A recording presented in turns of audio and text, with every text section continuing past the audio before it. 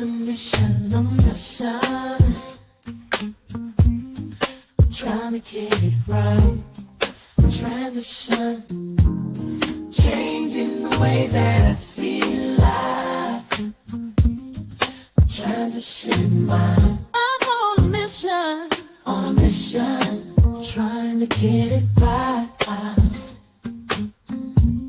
I'm transitioned in my life. Making a transition. Ooh, ooh, making a transition. Ooh, ooh, ooh, ooh, ooh, ooh. Making a transition. Ooh, ooh, ooh, ooh, ooh, ooh. Making a transition. Trying to mission, a mission. I'm on a mission. On a mission, I'm trying to get it right. Changing the way that I see life. Transition in my life. On a mission. On a mission. On a mission. Welcome, welcome, welcome. This is DJ Genesis, and this is your show, Alchemizing Energy. And we are doing a co-broadcast with the Rise channel, and is also Sonetter added to this as well. No. Excuse me. You know how he is about dual Streaming here. So this is just the Rise channel and Alchemizing Energy, and we are doing a dual stream. And we initially had the show about FGM, female genital mutilation, and we were discussing that, and so it kind of got a little heated between my friend the pie and I kind of like left the panel, like probably prematurely, because it was getting a little bit too heated for me. And so we got on the phone afterwards, and we decided, what, let's because I named a few points that I was trying to make, and she was like, well, I wish you would have just said that or just waited to say that, instead of getting upset or whatever and leaving the stream. So right. I'm listening. Let me know. Just go ahead and can I just jump in? Yeah, go ahead. Exactly. So I want the information showing that it's not only Islam, but all of us, I think it's because it's such a sensitive topic for all of us, especially as women. The energy was up at 1,000 for everybody. So I'm going to sit back, let Genesis lead with the information she wanted to present on a broader scale. But then we will eventually, if you let me know when I can come in, I'll talk about why I wanted to lead with the Islamic part. Okay. Excuse me. I'm going to mute out. Okay. All right. No problem. So I wanted to really go into the cultural aspect mainly because, and I didn't want to tie it to any specific religion, because I kind of felt that when you're connected to a religion, then you're discounting the other aspects of it, because there's other practices that happen in these communities that are equally as brutal, and that's kind of like the direction I was going in, is that there's a lot of brutal practices that happen in communities, in cultures, when it comes to women and females, even like just children, things that happen. And so I really wanted to focus on, the cultural and not tie it so much to a religion, because people could always just try to debunk that. But when you break it down from a cultural aspect and you attack the culture of it, then now it's like, you're breaking down the actual true system, because it's all really based in patriarchy. But does patriarchy start with religion, or is patriarchy a culture? So that's pretty much the ideal I was getting into. So let's first bring in, this is the actual page I wanted to bring up. Okay. And this is called Sahayo, United Against Female Genital Cutting. They don't call it mutilization. They call it FGC. Okay. So Dabanga Chatirje, this is an actual article by her. So let's go and let's read it. The exact reason for the origin of female genital cutting is unknown due to the dearth of conclusive evidences. Okay. I hope everybody can see this. Okay. Multiple theories revolve around how the practice began. FGC precedes both the start of Islam and Christianity and is practiced predominantly because of cultural traditions. Okay. And this is the thing that I wanted to focus on. So FGC is not limited to a single community, religion, or ethnicity. Rosemary Skane mentions that there are archival documentations indicating the Greek papyrus to have recorded women getting circumcised while receiving dowries around approximately 163 BC. In fact, there are several Greek scholars mentioning its prevalence before the advent of Christianity. Broadly, the practice is believed to have originated in Egypt, where circumcised and infibulated mummies were found, according to Frank B. Hoskin. Gradually, it spread around the contiguous areas of the Red Sea coast among the tribes through the Arabian traders. In Hanny Lightfoot Klein's opinion, though the practice is believed to first have spread in the form of infibulation, clitoridectomy increasingly became more acceptable form of FGC. During the Pharaonic era, the Egyptians believed in gods having bisexual features. Elizabeth Boyle recounts that these features were believed to reflect upon mortals, with women's clitoris representing the masculine soul and men's prepuce that of a feminine soul. Thus, circumcision was considered to be a marker of womanhood and a way to detach from her masculine soul. As it became a social cultural norm, FGC became the utmost criteria for women's marriage, inheritance of property, and social acceptance in ancient Egypt. So this was, you had to do this to get married. You had to have this before you got married, inherited property, and was accepted. And the biggest part that's crazy about this is that the females, even though this was really a male, I would say a patriarchal society and patriarchal thing. It was really based around patriarchy. The women were the perpetrators. The mothers were the ones that would push their daughters and children to do this thing. Lightfoot Klein also suggests that the population control was also one of the driving forces behind the practice, as by controlling a woman's sexuality.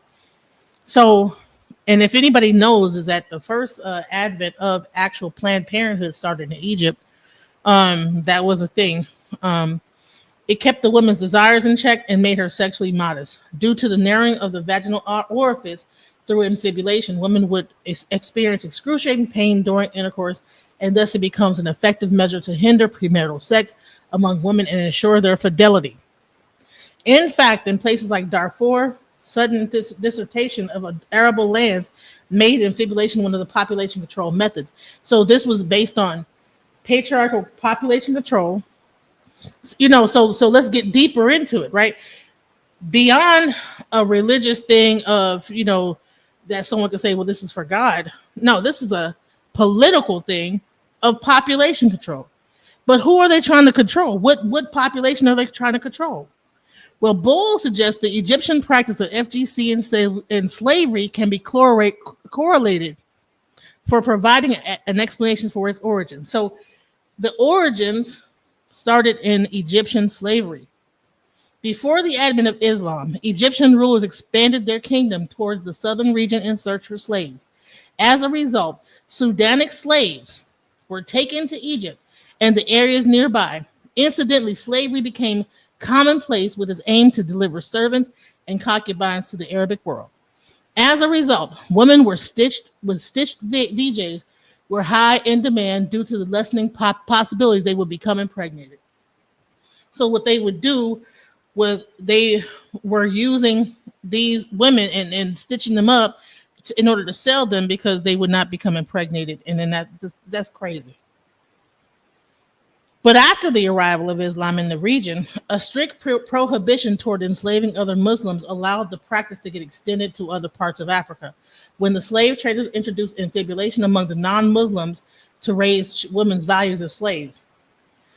This not only explains the introduction of FGC among North African communities, but also explicates the coincidence of its spread in Africa simultaneous to the rise of Islam. In some cases, the practice also has also sought its validation through Islamic scriptures. Doreen Lambert says that one of the hadiths in Islam is thought to permit a limited form of cutting through the hadith is also contested for being deficient of its genealogical authenticity. So they're trying to say that this is, I'm not sure what they're saying by this, but though the hadith is also contested. So they're saying there's a hadith, but then it's also contested for its authenticity. Despite the Prophet being explicit about Sunnah tradition on male genitals, FGC's existence within Islam remains debatable. The practice was believed to be introduced in the Southeast Asian countries at around approximately 13th century, supposedly due to the reasons of Islamic conversion process after the change in regime. The predominant Shafi schools of Sunni Islam in Indonesia and Malaysia justifies FGC as an Islamic practice and is culturally influenced by the eastern part of Arabian Peninsula, the region where presently Yemen and Oman are situated. The justification for the practice in these countries comes as they prescribe the nicking of the outer clitoral skin without really injuring the female genitals. In fact, this explains the burgeoning medicalization of the practice in these two countries. All right, so I wanted to show that because this is long. So bottom line is that was kind of like where I wanted to go and kind of show that before Islam, it was a cultural thing. It came out of like a way to try to control the population. It was used in slavery. So, and then sometimes they would say, well, people's value was more or whatever because of the fact that they had this done. And I didn't want to dismiss the people that were using this for population control and other methods in slavery. You know, I wanted to at least shine a light on the fact that this is a very diabolical practice. You know, and you have additional. They might not be cutting the clitorises off of people and all sorts of stuff in America, but you have like things like birth control and things like that are happening in America. You know, putting IUDs in people and things like that are equally, if they didn't have any kind of whatever to, I don't even think they use anesthesia, but they're doing similar things, but they're just not like cutting you off. They're putting things inside of a woman to stop the population growth. So I wanted to actually even get into the fact that we don't even realize that we have our own form of mutilization even happening today. But, and that's through all these different like birth control methods that they're giving to women, you know, when a man could do a very easy birth control method. But that's a whole, I don't want to get off subject. The main thing is that I wanted to also talk about the fact that just in Africa alone, there's a lot of very terrible practices that happen when it comes to women in society, you know, not only Africa, but also Asia, you know, and that was really what I wanted to come from. So, and my way says, yeah, the stuff women go through is sickening. And I wanted to give like some examples of like some of the cultural practices. Because like I said, this whole thing is a cultural practice that people continue to adopt and then spread. But it was there before Islam ever existed, you know, and they just maintained it and spread it throughout, you know. And so now it appears that it's part of the Islam.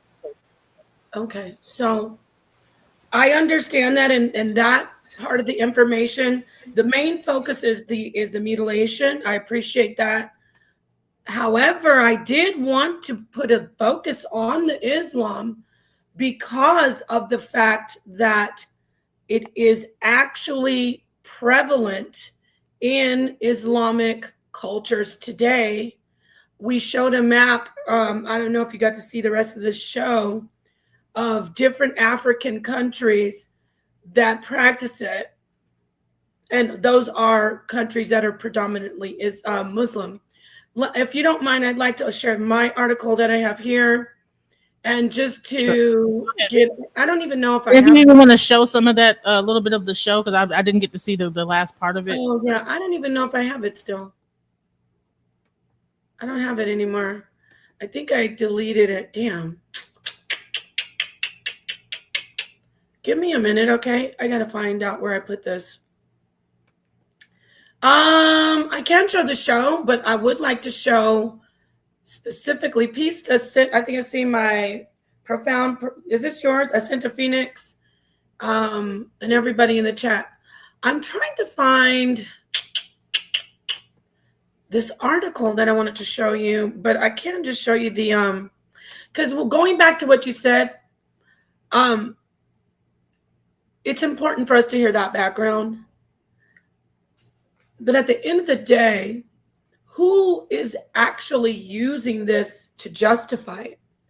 Are the governments using it? Because the governments are outlawing it, right? How is this practice solidified in the culture? I think it's through the family. Through the family and down from the females mainly. The females are the ones that are perpetuating it within their youngins, because they're the ones that say, "Hey, you done turned this age. It's time to go get it done." And then the males are saying, "Okay, well, I won't be your husband unless you got this done." And then so that makes it like a thing where it's like a cycle, a never-ending cycle of, "Oh, okay, you need to have this done in order for me to be with you." And so then, why do you think they want it done? Remember, you read that. You read that it was controlling them sexually, right? Yes, to control them sexually. So they don't want them to have sexual freedom, correct? Yes.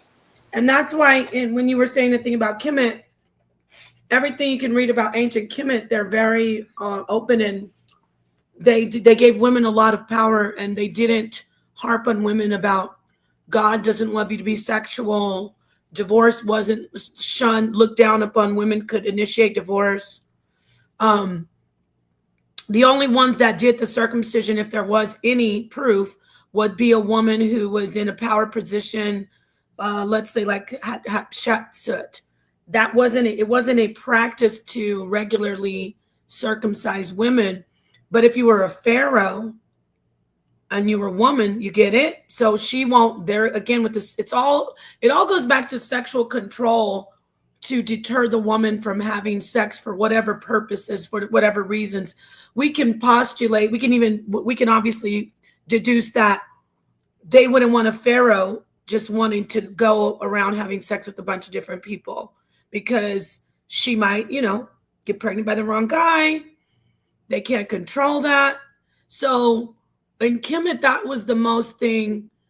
But I agree with you. It's not just Islam. However, in the world today, I have to keep going back to Islam, because these are the main countries. Let me flip it. The countries that practice it, and even though it's outlawed, the people continue to practice it. You will look at those countries and they're doing it in the name of Allah, and they're following those hadiths. So I'll show you the part of the video where we actually listened to this video where this Muslim, what are they called? Because I asked this on the last stream, where the Muslim leader, the caliph or whatever he is, he was like, "Oh, Allah will bless you if you do it." He even said that. So I'll let you weigh in on what I said, and then I'll get the video. But something happened. Can you still hear me? Yeah, I can still hear you. Okay. So let me give you an example of a place that's not a Muslim African country that practice FGM, Ethiopia. Okay. Now, Ethiopia has practiced female genital mutilation for over 2,000 years. And some people, I'm reading this, some scholars trace its origin in the region at the time of Kingdom of Kush and ancient Nubia, regions that neighbored or overlapped with modern-day Ethiopia. This place is the practice in pre-Abrahamic indigenous East African cultures. So I believe what happened is that it was already a practice. So like in Egypt and Sudan, it was likely tied to rites of passage, control of sexuality, and cultural identity.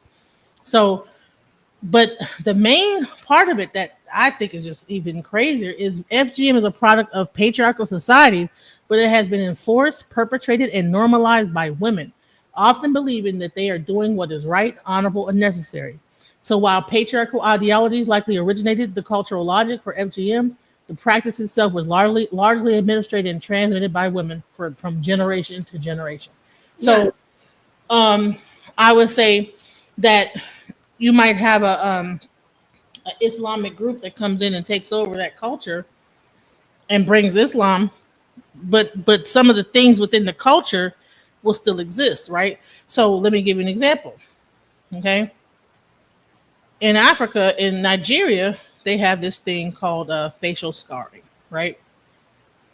Now you might go to a Christian church in Nigeria and see plenty of people and children that still get this facial scarring, even though Nigeria is a majority Christian um, region. You know, they practice Christianity. It's like the largest thing. There's parts of Nigeria that practice Islam, but this culture has remained within their this tradition still remains within their culture as a rites of passage. So even though they practice Christianity, they still kind of hold certain cultural beliefs that, you know, when you turn a certain age, you're supposed to get these scars on your face for whatever reason. Now, I believe, in my opinion, that that's the same thing with genital mutilation. Is that even though Islam came into fact in these regions, all that happened is that they did take on Islamic as a religion, but they continued their underlying practice of mutilation, and so therefore, because of the fact that they maintained whatever they were doing is being tied to Islam. And I'm not sure about the hadith is whether that was a part of Islam, because I think maybe they did it in the part of Arabia where Islam originated from. Maybe that was a part of their practice as well. Seems like it was something that everybody was doing at some point. And it just so happened that these religions popped up and now it's being tied to them. But, you know, you have all these different practices in Africa that are kind of brutal. You know, I can only imagine being a child and having somebody razor blade my face to death. You know what I'm saying? I can only imagine being a kid starting off with a small plate and it growing all the way out to this, and, you know, and in my ears and this, that, the other. And that's a sign of beauty. You know, I can only imagine in Asia what it would feel like to start as a child and get these little rings put on my neck all the way until I grow up a certain age. And I'm not sure what religion they practice, but this is like the cultural norm. But they might be whatever religion, but still this is a cultural practice within their culture that they still hold true to. And that's what I was really trying to get to. Okay, let me address that. When the danger of that, though, Genesis, is you conflated like aesthetic practices with this abusive and it is female genital mutilation. When they say female genital cutting, they're trying to kind of like soften it. So when we conflate, and it's not that I'm glad we're having this dialogue. It's not that I'm like, you're right, I'm wrong, but I just want to point something out for me that's dangerous is if I talk about lip plates and facial cuttings, that for me, I know in their culture is an aesthetic practice. I now have gone backwards in my activism against female genital mutilation because I'm saying, well, it's a cultural practice. It's something that I might not in the West understand, but it's something that they do. When in fact, it is not something that people just do for beauty or for like a tattoo for aesthetic reasons. It's actually the mutilation of the genitals that often leads to infection, infertility, and death. Not, of course, all the time, discomfort. So I can't conflate it with plates and lips, face cutting, or even tattoos.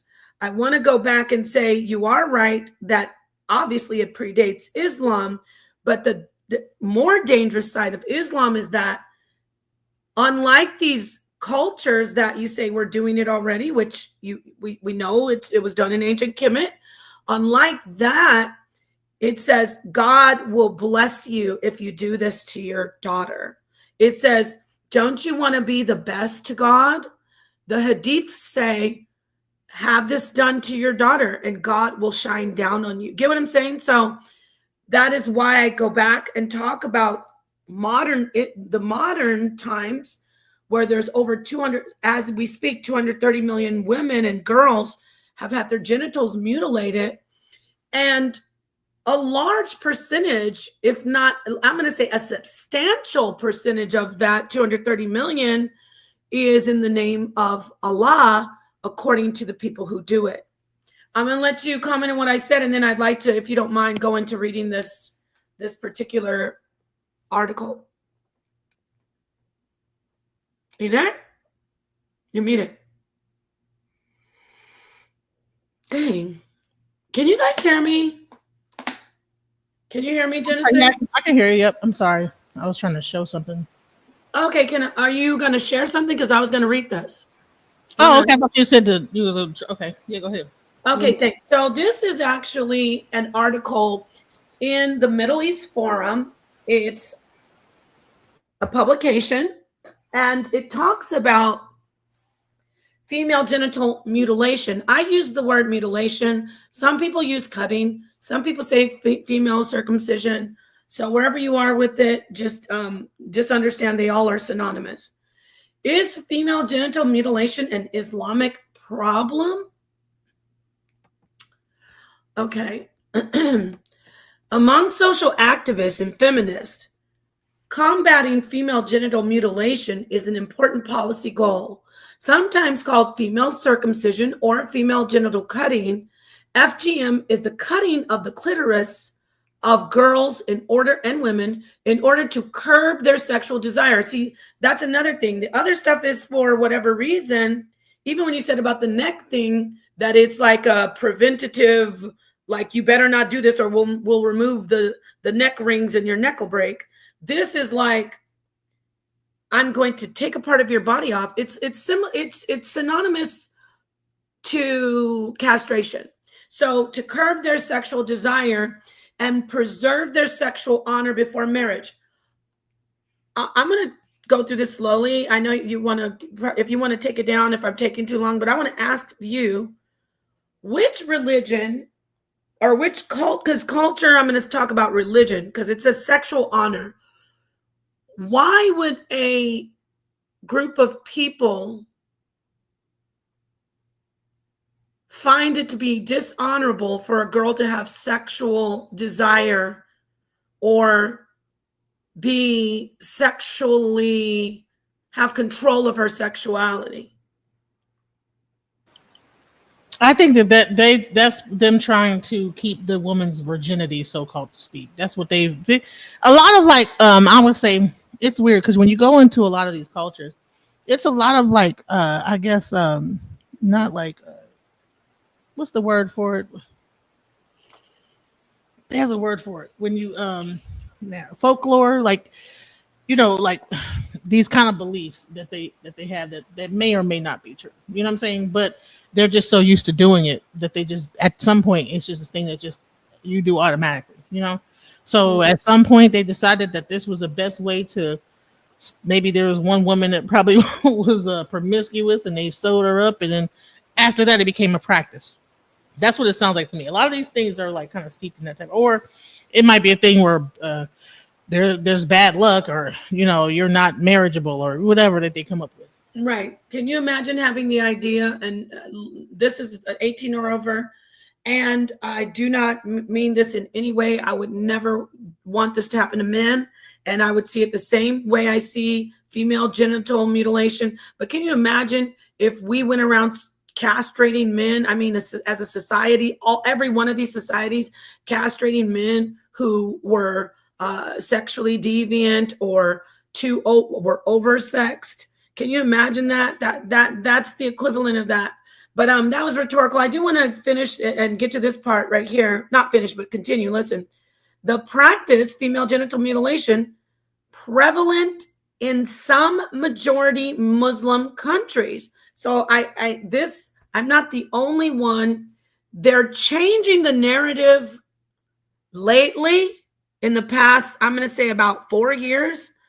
Because everybody wants to be politically correct, they're starting to change the narrative that it is not predominantly Muslim countries that are doing this to the girls. So it says the practice prevalent in some majority Muslim countries has a tremendous cost. Many girls bleed to death or die of infection. Most are traumatized. No, all are traumatized. They just deal with it in a different way. Anyone who gets their genitals cut off is going to be traumatized. Those who survive can suffer adverse health effects during marriage and pregnancy. New information from Iraqi Kurdistan raises the possibility that the problem is more prevalent in the Middle East than previously believed, and that FGM is far more tied to religion than many Western academics and activists admit. Many Muslims and academics in the West take pains to insist that the practice is not rooted in religion, but rather in culture. Quote, here's an example. When one considers that the practice does not prevail and is much condemned in countries like Saudi Arabia, it's condemned because of activism, not because they just decided to stop doing it. And it's done like under the radar. But anyway, I digress. Back to the quote. The center of the Islamic world, it becomes clear that the notion that it is an Islamic practice is a false one.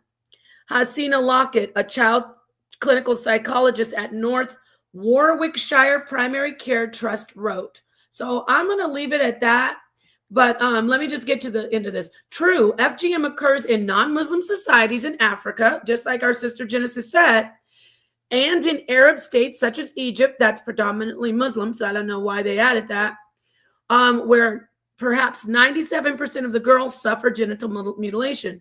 Both Christian Copts, yes, there's Christian Copts in Egypt, and Muslims are complicit. So again, I'm not saying that it's only Muslims, but I'm going to continue to say it is prevalent in the Muslim communities. I'll leave off of this article, even though there's a lot more meat on that bone. But do you see what I'm saying? Like, if we're gonna, it's like when I talk about the consciousness information, I know that consciousness is not just in the brain, but we have to start somewhere. So the research that they're doing, and that's been being done, starts with the brain. So, because we know for sure that's where we can trace consciousness, obviously. So with this topic, it is prevalent in the Muslim culture. Keyword Muslim culture. Not exactly Arab culture, not exactly African culture, but Muslim culture of those particular countries and regions. So thank you for letting me get that out. But you get what I'm saying? So I agree with you. But for me, it's like, what's the biggest part of the problem? Let's attack that and then work our way out to the fringe, or, work our way down. So what do you have to say? I think that the best way to attack a problem would be go to the root, right? So it's almost like if you attack the outside of it, okay, well, you have these symptoms. So there, you'll say that the Muslim culture is the thing, but it's the culture before the Muslim culture is the thing. And I wanted to give an example. I want to show an example. Hold on, let me show you this. I'm gonna speed it up a little bit. So you wouldn't say that religion rules the culture or is predominant in the culture? I think that there is, the religion does, but I believe that those cultures of mutilation, the rings around the neck, tribal markings, all those cultures came before Islam and Christianity, and so they just didn't do away with them; they just kept them. And yeah, I'm not disputing that. You know that, right? Right, but I wanted to show, because people want to say, oh, one is better than the less thing than the other. But I wanted to like the mutilation of the genitals, because I would say that they're all bad. It shouldn't even be compared. But I want to show. Let me show. Says the mark symbolized people from the king's lineage, and it is identification for the members of the family. Ìlà yìí dàbí heritage kan tá a wà inheritance látọ̀dọ̀ àwọn forefathers wa, because nínú òfin ìdílé wa ni pé ìwọ tó bá ti bímọ dandan gbọ́dọ̀ kọlà fọmọ ẹ̀, kì í ṣe kó wà láṣòfin yẹn, àwọn forefathers wa ni wọ́n ti gégùn yẹn kalẹ̀. But privately role mi sìn hardly lè máa rí ẹyọ kan nínú àwọn ọmọ mi, and the last set of twins tí mo bí ìkànnà escape là, to me mi ò rí nǹkan kan tó bad níbi là.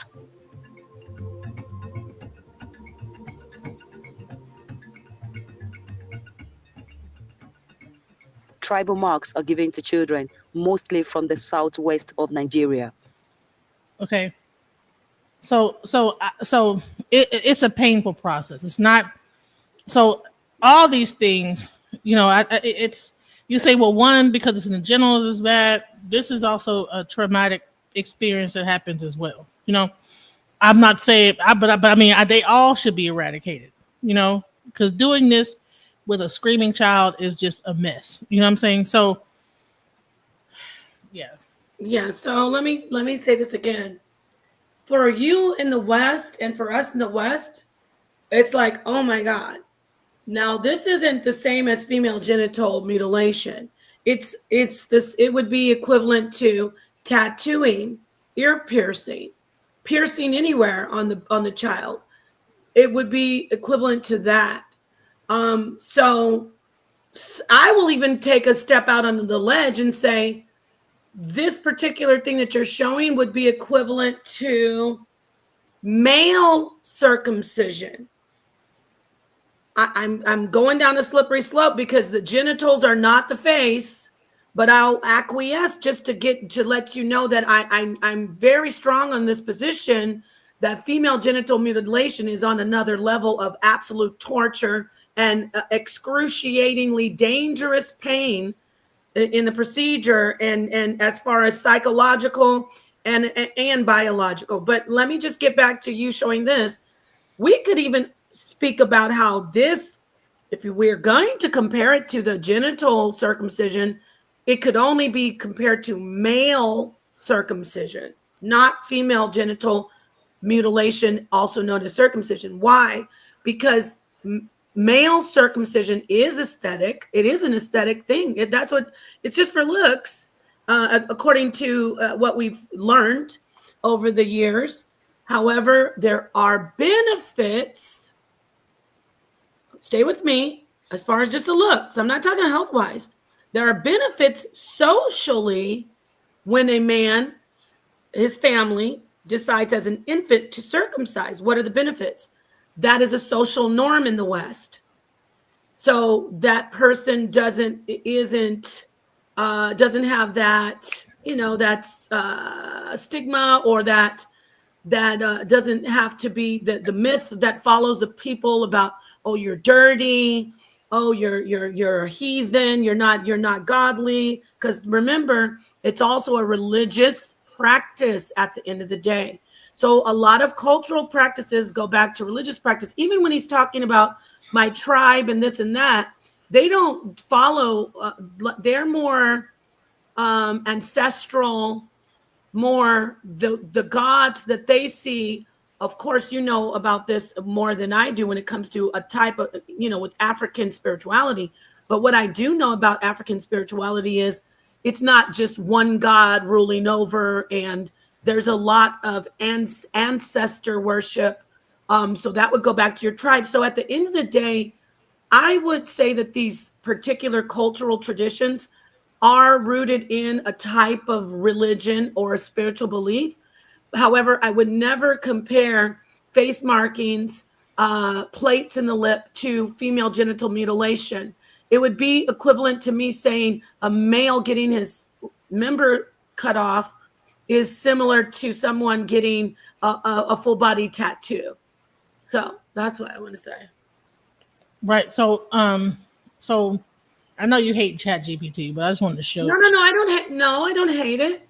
I just don't use it, and I don't have that kind of when people are arguing and telling me that I'm wrong in a debate, like the professor from Pseudo Gilligan's Island, you don't even have your own individual thought. All you do is rely on ChatGPT. So I do not hate ChatGPT. It has its uses. Go use away. Hold on, let me see if I can zoom in on this real quick. So I really want to focus on Ethiopia because Ethiopia is not an Islamic country, and it's practiced very broadly there. Okay.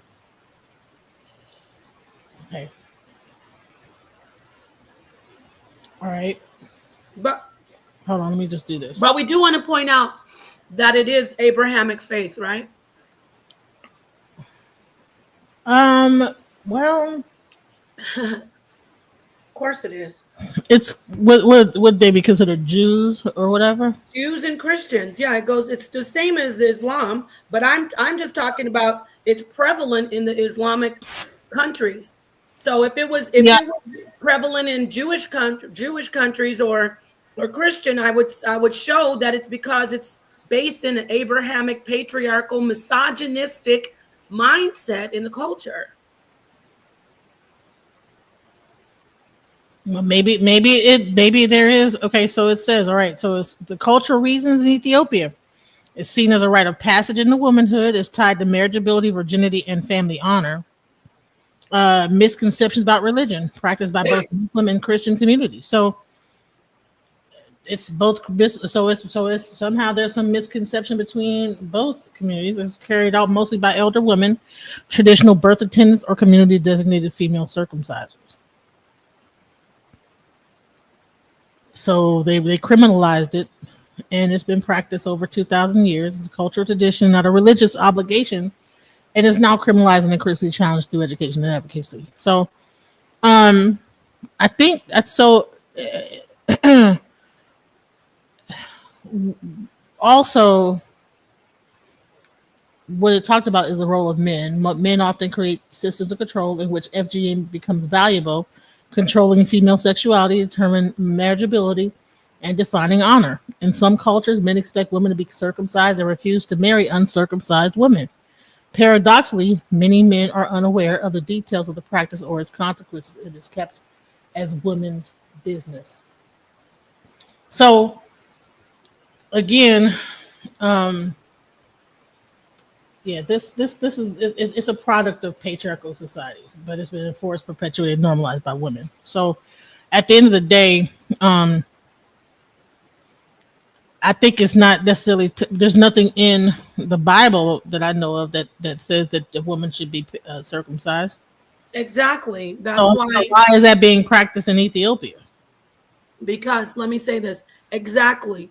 They don't circumcise women in the religion. The Bible doesn't say circumcise women, so it's not a part of the culture. In Christianity, definitely it doesn't say circumcise women at all. In fact, Christianity, out of the three Abrahamic faiths, is the most liberal and the most empowering of women sexually. It says, men, please your wives. Don't hold back sex. So it says if you're a young woman and you're less you're wanting to have sex, go get married. So that's the most liberal of the three. Abrahamic faiths are Islam. Well, in this order, not Islam first. First came Israel, the Torah. Then And were the Ethiopians one of the first people to adopt the Judaism, and then it turned into Christianity, or were they Christians first?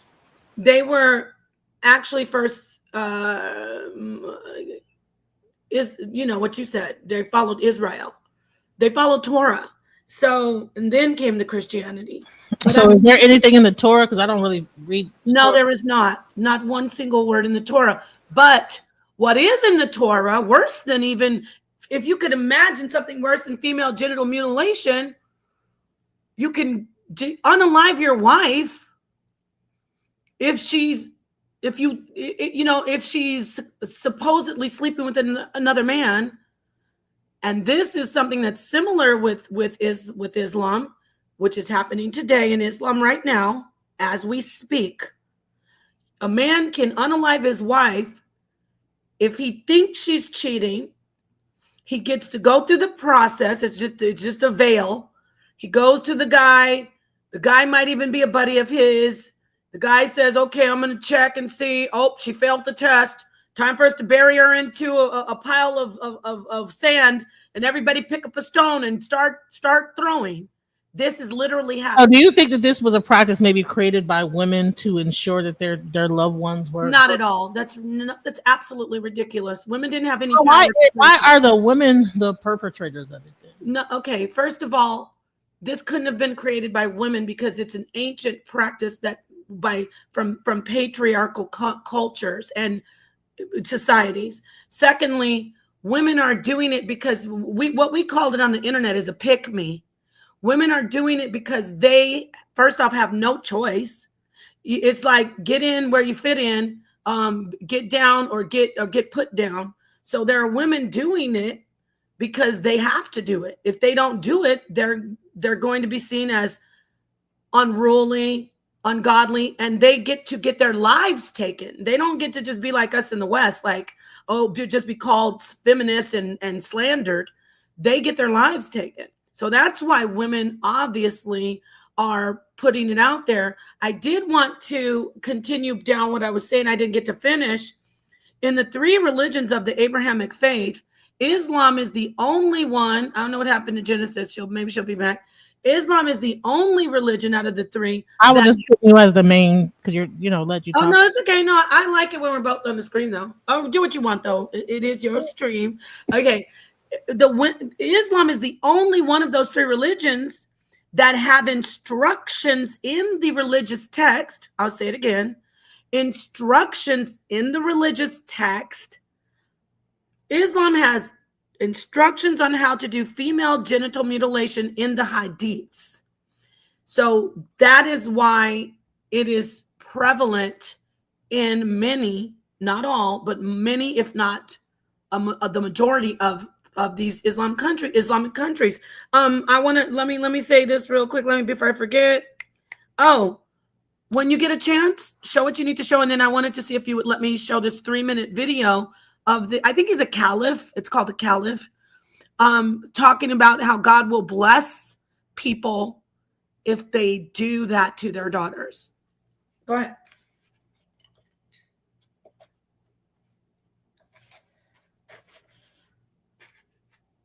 Oh, this is Chat GPT? Oh, it is. I see. Okay. I can't hear you. Are you talking? Genesis, are you there?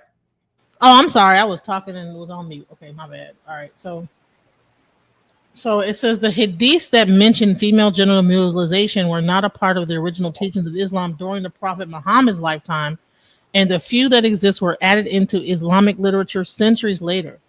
They are considered weak, da'if, or unreliable, munkar, or mursal. By mainstream scholars, right? Yeah. So, and then it breaks it down into why were those hadiths included. During the hadith compilation era, many regional customs, including FGM in Egypt, Sudan, and parts of Arabia, were still practiced. Compilers like Abu Dawood or Bayhaqi recorded everything they heard, labeling some narratives as weak or questionable. Inclusion equals endorsement. Scholars catalog weak hadiths to inclusion does not equal endorsement. Does not. Okay, that's what that means. Okay. Yes. Scholars cataloged weak hadiths to document cultural context, not religious law. And then the consensus today is FGM is a pre-Islamic cultural practice, not a requirement in Islam.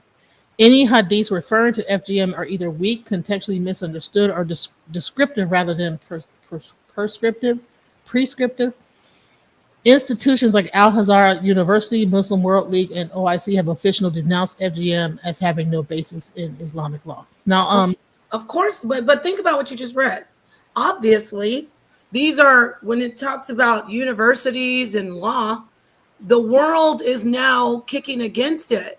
The world, it's getting stronger and stronger. The activism, we're doing activism as we speak by informing people who may not know about it. So the activism is there. The sheet's been pulled back, and people are like, "What the heck in the world?" They're like, "No, you're not doing this anymore." So now they have to do it illegally.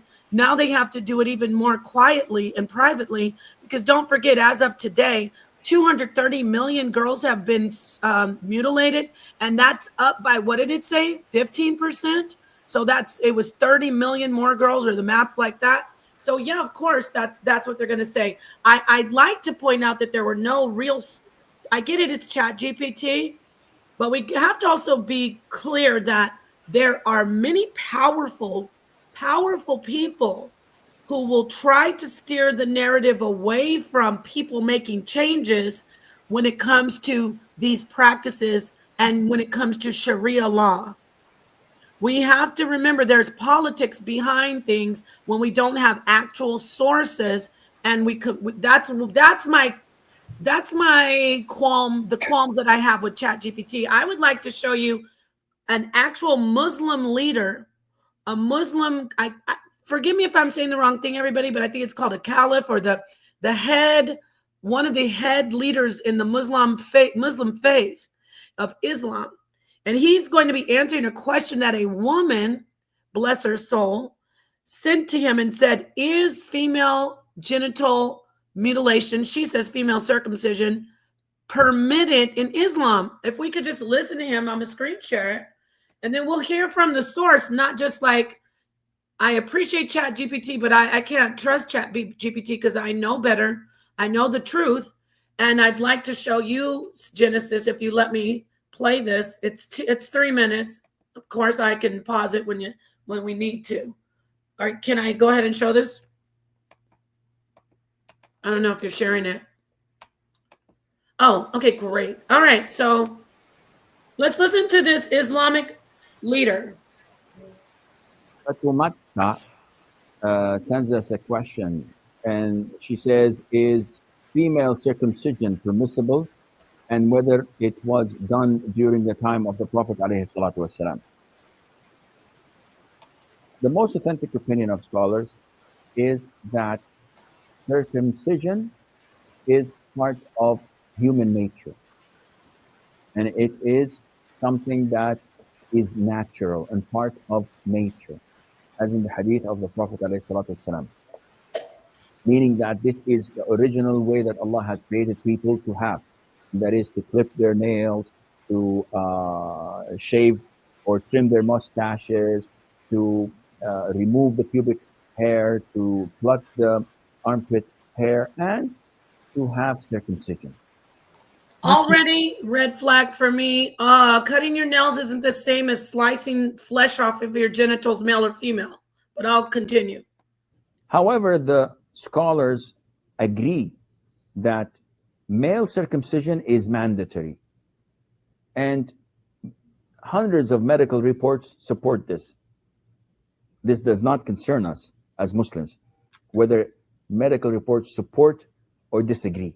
You heard him say he was happy to first off use the information that 100 medical reports support that male circumcision is healthy. Notice he won't say that about female genital mutilation later on after this, after I unpause it. But you heard him also say, and I want to say this to Genesis too. Genesis, I want to get your feedback. You also heard him say, we don't really give a damn if they said yes or no anyway. We're going to still do it. What does that tell me? Because even though we're making these laws, even though the world is speaking up against it, even though educated, intelligent Muslims are saying, wow, this is wrong, they letting us know we don't care. Same thing goes with these small villages that are doing the practice. I'm still talking about the Muslim ones. Now, I know there are some that are not Muslim. I'm talking about the Muslim ones. They are not going to stop doing this in these smaller, rural, unindustrialized villages or places. So, Genesis, what do you think about this so far? How he's like, even we don't really give a damn if they say it's healthy or not. We're still going to do it. Well, it sounds like he is influenced by his culture, and he wants to keep the cultural norms, remain the status quo. Yes, ma'am. His wife is probably circumcised, it sounds like to me. Exactly. Let's keep listening. Because we as Muslims submit our will to Allah Azza wa Jal, and whatever the Prophet tells us, as some we follow. Whether the Notice he said it's because God said to do it. Let's keep listening. medical reports support or disagrees and rejects. So male circumcision is mandatory. As for female circumcision, scholars differed, and the most authentic opinion is that. Did you hear him say scholars differ, but the most authentic, meaning those who know what time it is? When he says authentic, he's meaning those who really know Islam, those who aren't westernized. That's what he means by most authentic. He's saying not these westernized Muslims and doctors who coming out fighting against it, the most authentic. I'll go back if you want to comment on that, because I'm just doing the commentary just, for fair use. But what do you think about that so far? How he said the most authentic, he's about to, I could play it, keep playing it, but he's about to say the most authentic say it's good. What do you think about that so far? It sounds like to me that the people, like I said, when I did show that information from ChatGPT, which is a search engine, all it's doing is collecting information based on. But what he's doing is that, again, patriarchal society. We know that Islam is a very patriarchal society, and that culture was absorbed into their culture, and they said, you know what, maintain the status quo. I want my wife to. Their wives are probably all circumcised, and they felt they took on these beliefs and this, that, the other, and he just wants to maintain things how they've always been. That's what it sounds like to me. I agree. So let's keep listening to him. Is that it is recommended and it's a sunnah. He If you said do it's it, recommended. Let me go back. and it is recommended. Opinion is, and the most authentic opinion is that it is recommended and it's a sunnah. If you do it, Allah will reward you. If you don't, Allah will not punish you. So Allah will reward you if you do the female genital mutilation. If not, no big deal. You won't be in trouble. And it depends on the country and the location. Well, I would say this. It also depends on. Pause it real quick. I would say that reward you how? With a husband? He's saying Allah will reward the parents. I'm saying that's because you will have a husband, and that culture will not marry a person that's not circumcised. That's what it sounds like to me. It could be. The reward is being able to be married, because you don't get married without that thing within the culture. So yeah, it could be that very, very well. I'm sure that's one of the rewards. I want to say this. The way he is.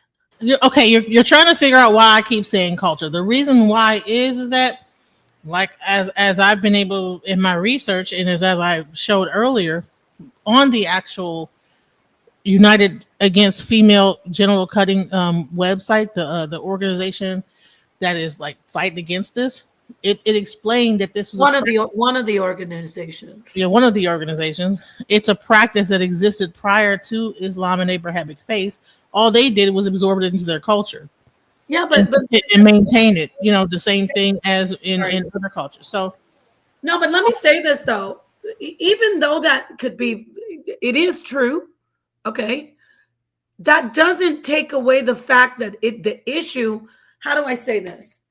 The African cultures, the ancient Arab and Asian and African cultures are long gone. They don't have any power. It is what's the power right now. The prevailing religion is the Islamic religion that is holding fast, and these people are being told they will be rewarded by God for doing this. So I'm not against, you're right what you're saying, but at the end of the day, it's like saying, well, in one neighborhood, it used to be the wheelers and the firebomb gangs that used to be terrorizing it in 1945. Now it's the Crips and the Bloods, and it's still the same violence. It's still the same territorial battles, but we're not thinking about what were the Molotov maniacs doing back then, and what are these guys, the high roller gangbangers from long ago? No, now the violence is the Crips and the Bloods. Get what I'm saying? So you're not wrong, but now Muslims predominantly Islamic faith is pushing it because really, Genesis, for me, and I thought you might agree with this, I would see that unfortunately many of these African cultures and these traditions and practices are outdated and very, very misogynistic and patriarchal. Not just the genital mutilation, the way they marry the women, the way they treat the women. I would think that it'd be easier for us to, get African countries and Arab countries and all these Asian countries to just eradicate the practice. It's gone. Like, okay, these people, these fringe Africans over here practicing this ancient this Sudan, this culture in the sub-Saharan desert, whatever you're saying, in the region. I mean, we're going to get rid of them. The God, whatever God they're doing this to, or whatever reason, we're stopping this.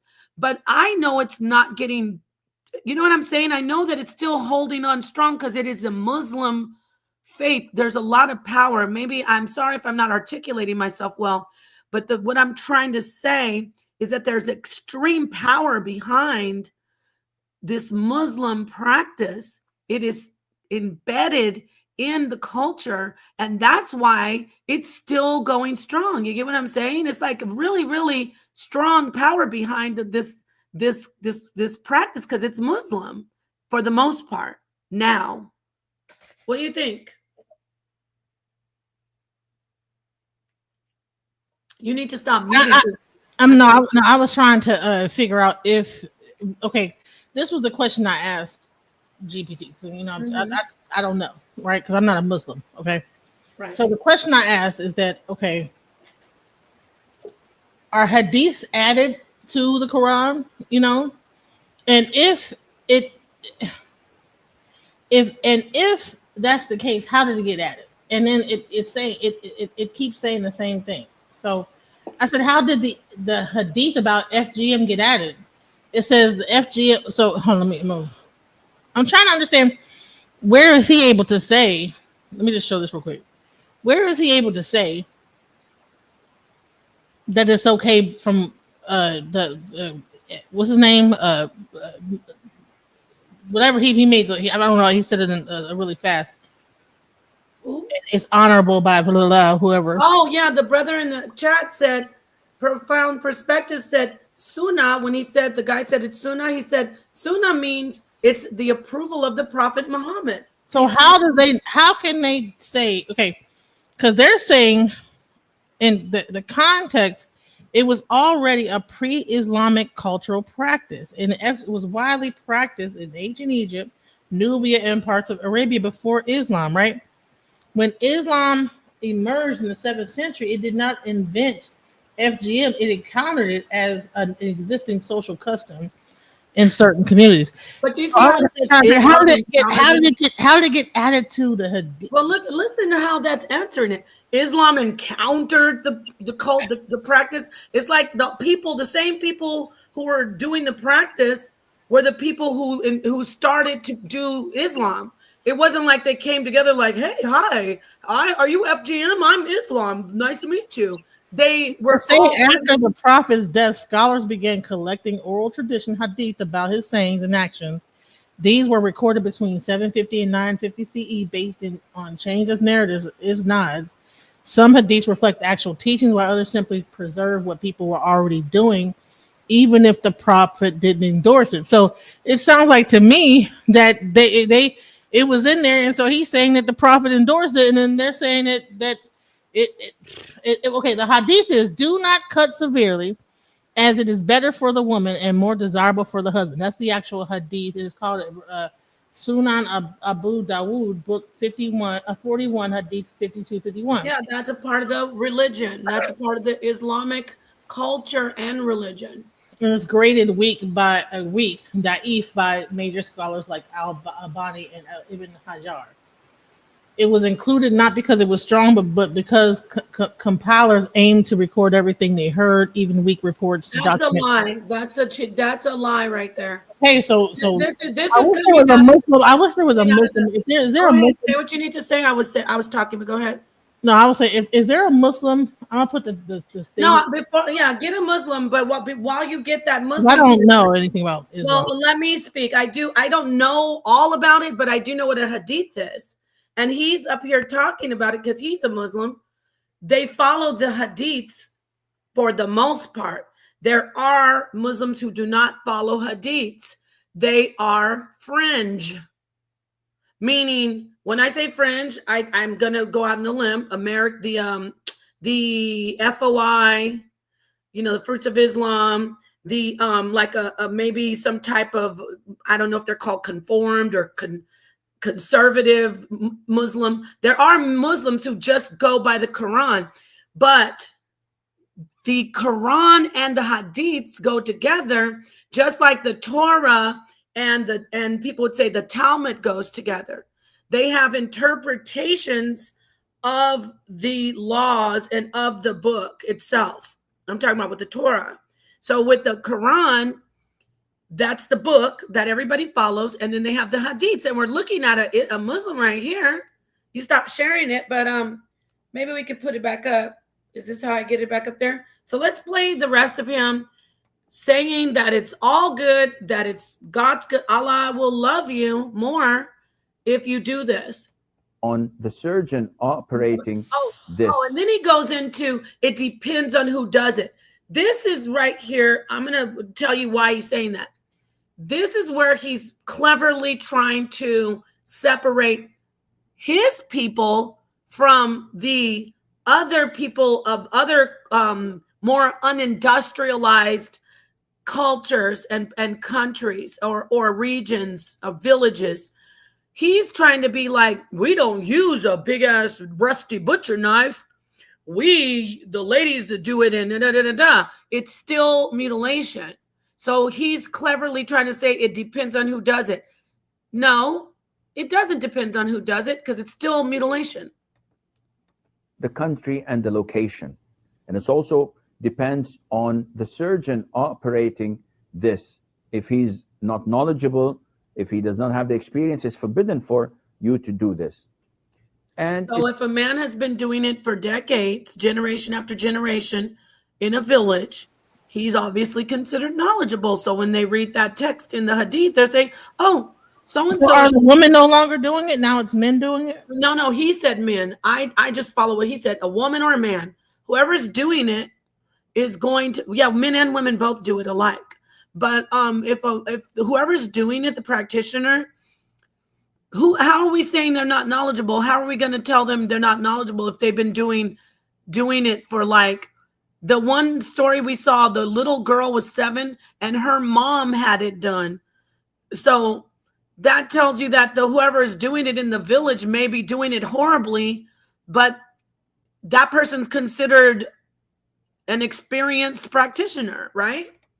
It differs, as I said, from cold countries to warm countries said cold countries to warm countries, because in warmer countries they wear less clothes, so they're going to focus on probably doing more of it or different or more radical procedures. But I'm just postulating this. A colder country would be a different type of procedure. The need of doing this. Some do not need it, some may require it. But at the end of the day, it would not be fair to say that it's not part of the Sunnah, or to claim that it is forbidden to do it. Did you just hear what he said, Genesis? Let's go back. He said it would be wrong to say that it's not part of the Sunnah, which we found from the brother, that means it's approved by Allah.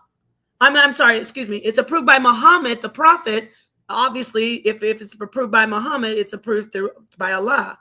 So he said it'd be wrong. How could something be approved when it was? This is sounding like a bunch of. It sounds like some people came in, put things in, and then now they're saying it's approved because for what? Like how? If he didn't write it, then how is it approved? It's because other scholars came in and chose. Sounds like the Council of Nicene happened in Islam, same way it happened in Judaism. Right. Maybe you could have a talk to a Muslim about that. But this is he's talking about the Hadiths, which are part of Islam. It is him saying that, which we learned today from the brother. Sunnah means that it's approved by the Prophet Muhammad. I knew that the Hadith is supposed to be approved by the Prophet Muhammad, but you will get some Muslims who are not mainstream Muslims. They're not. They will say, well, I don't agree with the Hadiths. Those are fringe, because the reason they don't agree with the Hadiths, because the Hadiths show things like this, and they also show PDF file stuff going on, saying that the Prophet Muhammad was with the 9-year-old. So that's why a lot of people, good people, I guess, who want to still follow Islam, they say, I don't subscribe to those Hadiths. I just do the Quran. You may not subscribe to it as a Muslim, but this is a part of Islam. So let's just listen to the last, I guess, 1 minute if we can. That it is forbidden to do it because the authentic hadith or a number of hadiths prove that this was practiced at the time of the Prophet ﷺ, and the Prophet ﷺ gave guidelines to those who are operating by not exceeding the limit and overdoing it. So he says it was going on during those ancient times, which we know it predates Islam. You're right, Genesis. And also by not leaving it as it is, as this would not be suitable. So he said, don't take too much, don't leave too much. And What is the it hell? advisable to do or not? It's Now let me recommended. go back. He's saying you got to not take too much and then don't leave too much either. You know, we don't want to feel anything. You know, here he is. Is it Shoot. Okay, let's see. advisable to do or not? It's recommended, depending that you trust the Recommended. one who's doing it, who's operating it, and there is need for it, and by not exceeding the measurement and the amount prescribed to us by the Prophet ﷺ. Yeah, that's awful. That's crazy. But Yep. you know, So he's a Muslim and he seems like he's pretty authoritative. So there you go. It's interesting, isn't it? It is cultural, but how much of, excuse me, I'm sorry, but how we have to understand when we say it's cultural can be hinged on religion, and like the culture in the Middle East is based on Islam, especially in the countries that practice Sharia law. Their literal laws are based out of the Quran. so there's a lot of people in the audience that know a little bit more about this. Can you post the Link? StreamYard into your? Oh yeah, sure. If anyone knows more about this when it comes, because I'm not an Islam follower, and so I don't know. Oh wait, how do I do that? It doesn't let me do that. No, just click the StreamYard link and just paste it into your just paste it into the comments and it'll go into your thing. Click the stream. Oh yeah, duh. Copy it at the top. Right. I'm sorry. Invite I'm or looking for it at the bottom all the time. Okay. yeah. Okay. So there we go. If there's any way, anyone that knows, because I don't know. I'm not gonna pretend like I know. I just know it came from Egypt. You know what I'm saying? I know that it was already practiced for centuries, and You keep saying it came from Egypt. you know that whole culture, because the culture of that whole What Nile came from Valley Egypt? Wait, be clear. You mean circumcision, right? That did come from Kemet. also okay. So that whole okay. But also they were doing circum. I just want to say they were doing. I say Kemet. So You never that, there was a whole area. I think it was just throughout Africa. I think that people just was doing it in that No, they weren't. There were cultures that were doing it. There was a Babylonian portion of there was a culture in Babylon, in the Babylonian region, where I always mix up Sumer and like the Akkadians. There was circumcision going on, and then there was circumcision going on in Kemet, but everybody wasn't doing circumcision. Okay, so okay. Here's the thing. So I don't know. Okay, so this is so it says broadly the practice is believed to have originated in Egypt, where circumcised and fibulated mummies were found, according to Frank P. Holson, gradually spread around the contiguous area. So it started in Egypt and then spread, Do you to think tribes. stop? Look at that. When you see mummies, do you know that wasn't the consensus, like the general population? It wasn't. I shouldn't say consensus. It wasn't the general population.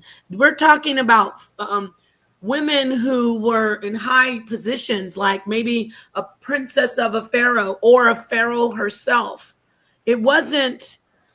These weren't just like regular schmegular people in the Kemetic. But from what it's saying here is that it was also a part of like the slavery that was going on, where they sold up people to reduce the population. Where are you And seeing that? based on what I also have Back read up there. Where are you seeing that? in the same article, hold on. It says slavery in Kemet. Yeah. Where? Show. Wait. Okay. Wait. It says, go back up. It says, okay, it says mummies were found with infibulated. That means their vaginal opening of her vaginal canal was closed, sewed together, and her clitoris and her labia were cut off. Mm-hmm. That was a mummy.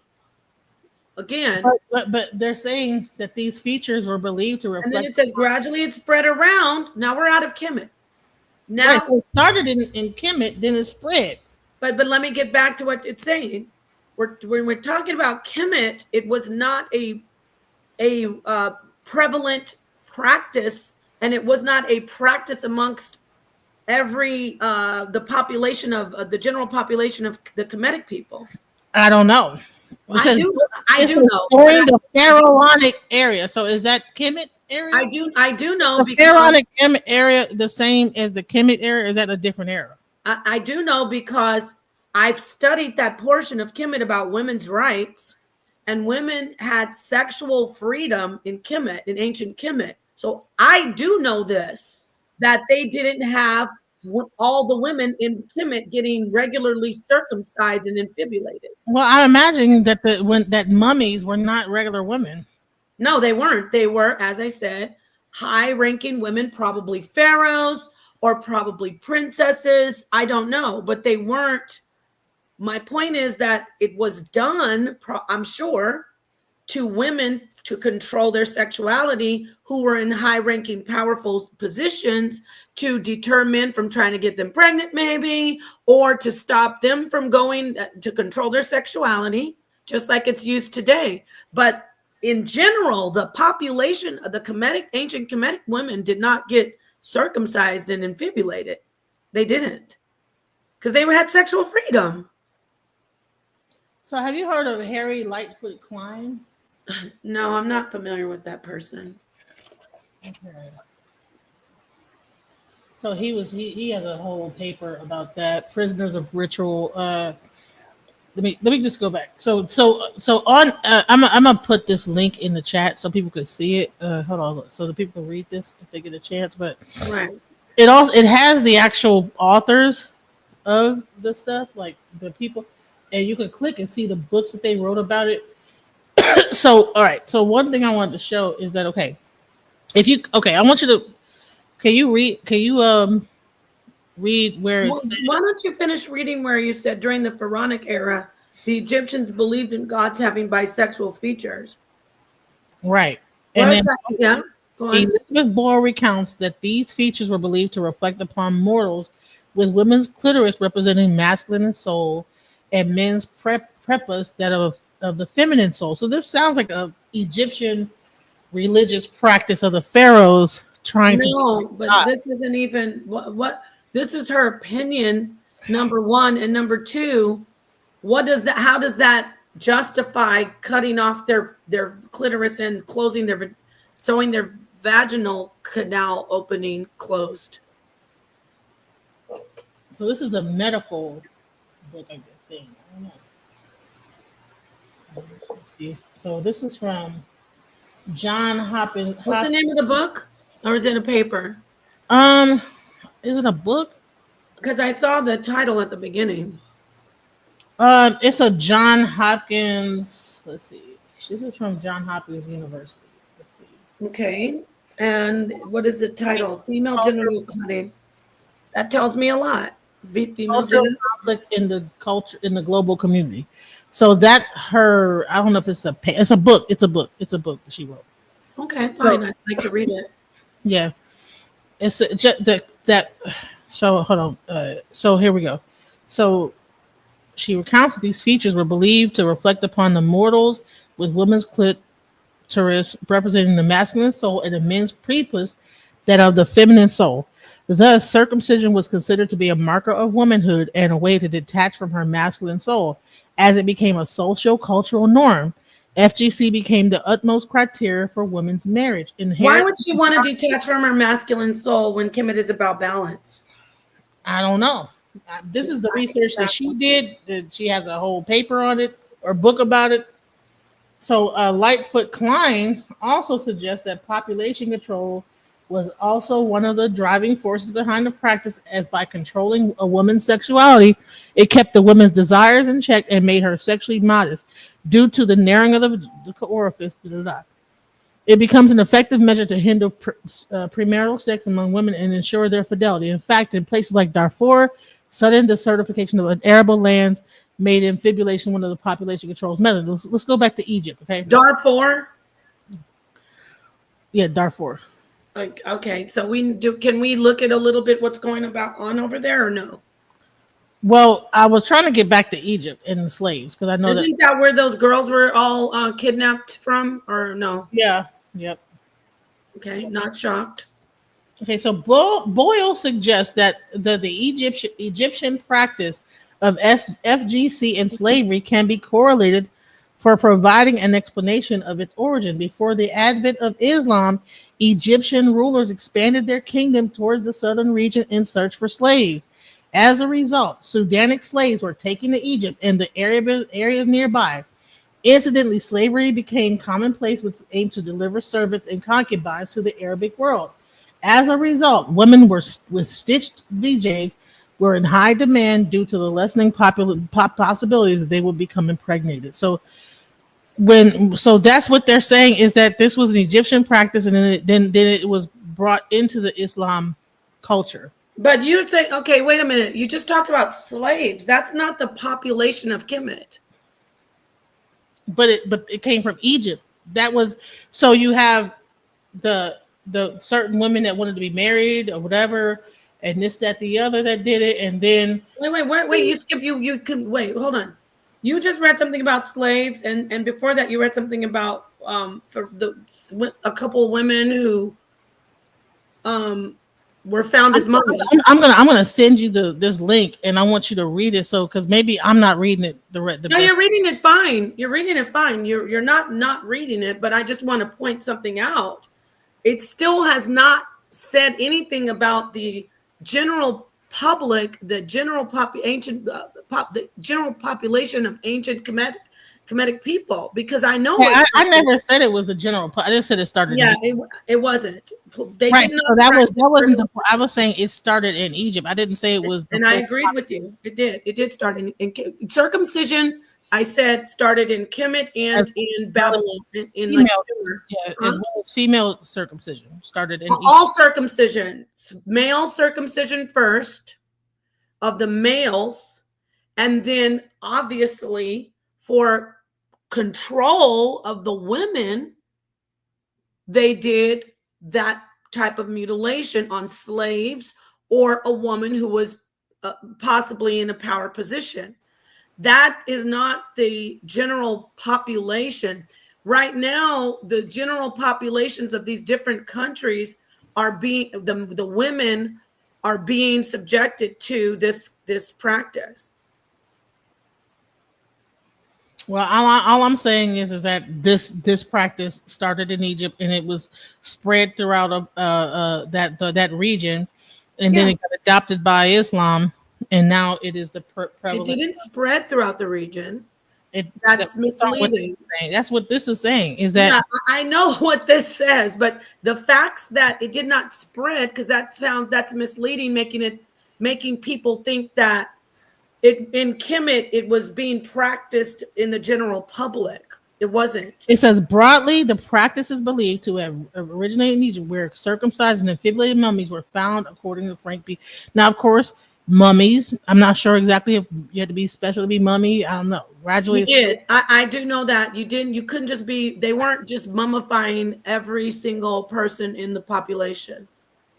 So it says gradually it spread around the contiguous areas of the Red Sea coast among the tribes through the Arabian traders. Stop right there. Where's the dates? This is very ambiguous. Frank P. Hodgkin is the person that wrote this. No, but where's the date? When did it end up around the Arabian? What does it say? Arabian whatever? Because is this post-Islam, pre-Islam? We need to know, right? Yeah, I need everybody. I'm trying to find the actual here. Is this it? Thank you, my way. Okay, the Hoskin report. So this is a 1994 thing. Trying to get this is the paper. Sounds no. And remember, we're not just we're on the same page that it be where it originated. We're on the same page with that. But it was not prevalent, and women of the Kemetic population were not subjected to it. It wasn't something that was a norm from what I've read. I would love to have someone who studies Kemet, like Asar or Jabari, come in and elaborate on that. I'm sure they would corroborate what I'm saying, because what I've seen, I have been doing somewhat, I'd say more than the average bear, research on women's rights for some research that I was doing about heritage and passing on the in the royal line, and women had the right, they had lots of rights. So in Kemet, from what I've studied, women were not subjected to female genital cutting. It wasn't, So that's a whole book. requirement. It wasn't a requirement. So that's a whole book. I would have to actually get the book to actually get probably the dates. That's so. It's called the Hoskins report, and I'm sure he probably has dates in there. I wasn't prepared. That would be good to know the date, because the article is super ambiguous. Like, but I do know that they did like put the links in of the actual. So it wasn't like, they put the information on where to find the information at. So where they did cite the source of the information, but it's just that I don't have the book. Right. Right. Again, I'm not saying it didn't begin, that it doesn't predate Islam. The problem is that for the most part, Islam, as you heard this Islamic, I don't know, my brother said Imam, a couple people said Imam in the chat. I don't know what he is, a caliph, an imam, but I know he's a religious leader. And he was more than clear by saying it's a require. It basically said it's a requirement, but it's not like Allah's gonna like be mad at you. It's a recommendation. I'll say that it's recommended. So, ancient times, different conversation for me. It's interesting. It's a different conversation for me to talk about when it began. As far as so it was originally published in 1979. Mm-hmm. And so this book is old as hell. So I don't even know if there's even a way to even get them. I don't even.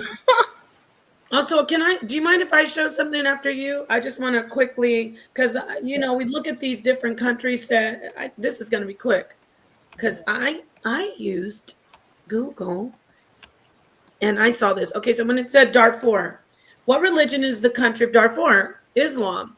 Islam is the predominant religion in Darfur, deeply influencing the region's culture. Let me read that again. Islam is the predominant religion in Darfur, deeply influencing the region's culture, social structures, and daily life. So you see, so we can't disconnect culture from religion. And these countries that are practicing this particular procedure are mostly, if not predominantly, Islamic. Besides the ones that we know about in like South America, and some, even the ones, Genesis, that are in the West, like in the UK, I've done research on them, on those particular pockets in the actual Western world. Those are migrants that came from countries like Asia and Africa, and even the Arab countries, and then they displaced, I should say, they migrated to the UK and the United States and Canada, but they still brought that practice with them. Well, I would say this. Wait, show that article. Let me see. This topic is beyond Abrahamic religions. You're right, but It's a big part of the Abrahamic religion, specifically Islam, my friend. And I appreciate your comment. The Abrahamic religion of Islam is a huge problem when it comes to this abuse because they are saying, think about it. I think it's Isonic. Isonic, think about it. They're saying God likes this. What's your problem? They're using the hadiths saying that it is approved by the Prophet Muhammad, therefore approved by God, Allah, to mutilate these little girls. So it may be beyond it. Yes, you're right, because we're not just stuck on talking about the religion, because what we need to do is stop the practice. I don't care who's doing it or why. You're absolutely right. But we must focus on the fact that people are the reason people continue to do it. You heard what that imam or the leader said. Did you guys hear him? He was very blatant about it. He's like, I don't care if they say it's good or not. We're still gonna do it because God says we do it. So imagine the strength and the power that it has when it is perpetuated by Muslims in the name of Islam.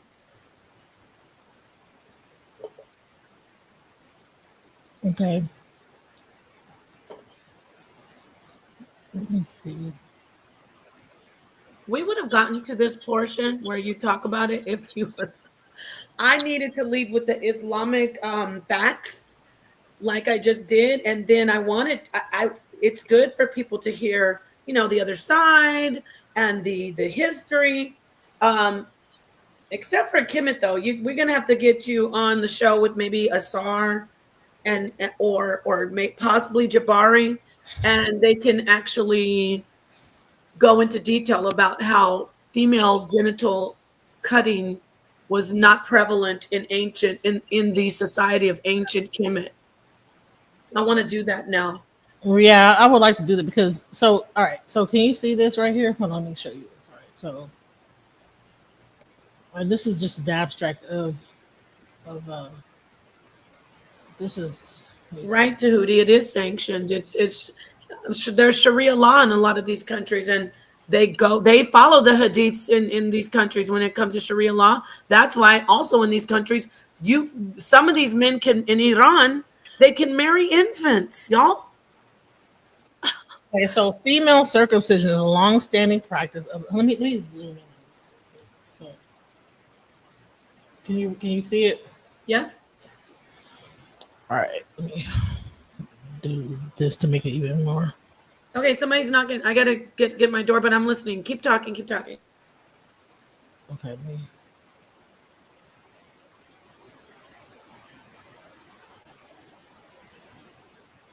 Okay. So, all right. So here it says female circumcision is a long-standing practice of numerous traditional cultures around the world. It is believed to have originated in ancient Egypt during the rule of pharaohs. The first confirmed instance of its practice dates back to female mummies in 484 BC and 200 BC, according to Slag 1988, page 444, and El Darir 1983, page 441. The Greek historian Herodotus confirmed the practice of female circumcision in Egypt during his mid-5th century BC visit to the country. Now Nubians circumcised 9 and 10-year-old girls with either Sunnah or Pharaonic types. See the fivefold classification below, colon 2001, page 173. A Greek papyrus from 163 BC made specific reference to operations performed on girls in Memphis, the ruined capital of ancient Egypt located south of present-day Cairo, when they were of age to receive their dowry. That's crazy. Dowry at that age? Wait, hold on. What? 10-year-old girl with a dowry? What? Okay. I came back and thought, wait, what did you go? Can you scroll back up a little bit? I came in. Okay, so at the top, I just want to see, read it. Long-standing practice, believed to have originated, yes. During the rule of pharaohs, right? First confirmed instances of practice date back to female mummies. We know that part, right? We confirm that. Are you right here where it says the Greek historian Herodotus? Yeah. Well, I would have looked for past that, but go ahead. Okay, so Herodotus confirmed the female circumcision in Egypt. Okay, visit to the country. What year? When was that? Mid 5th century.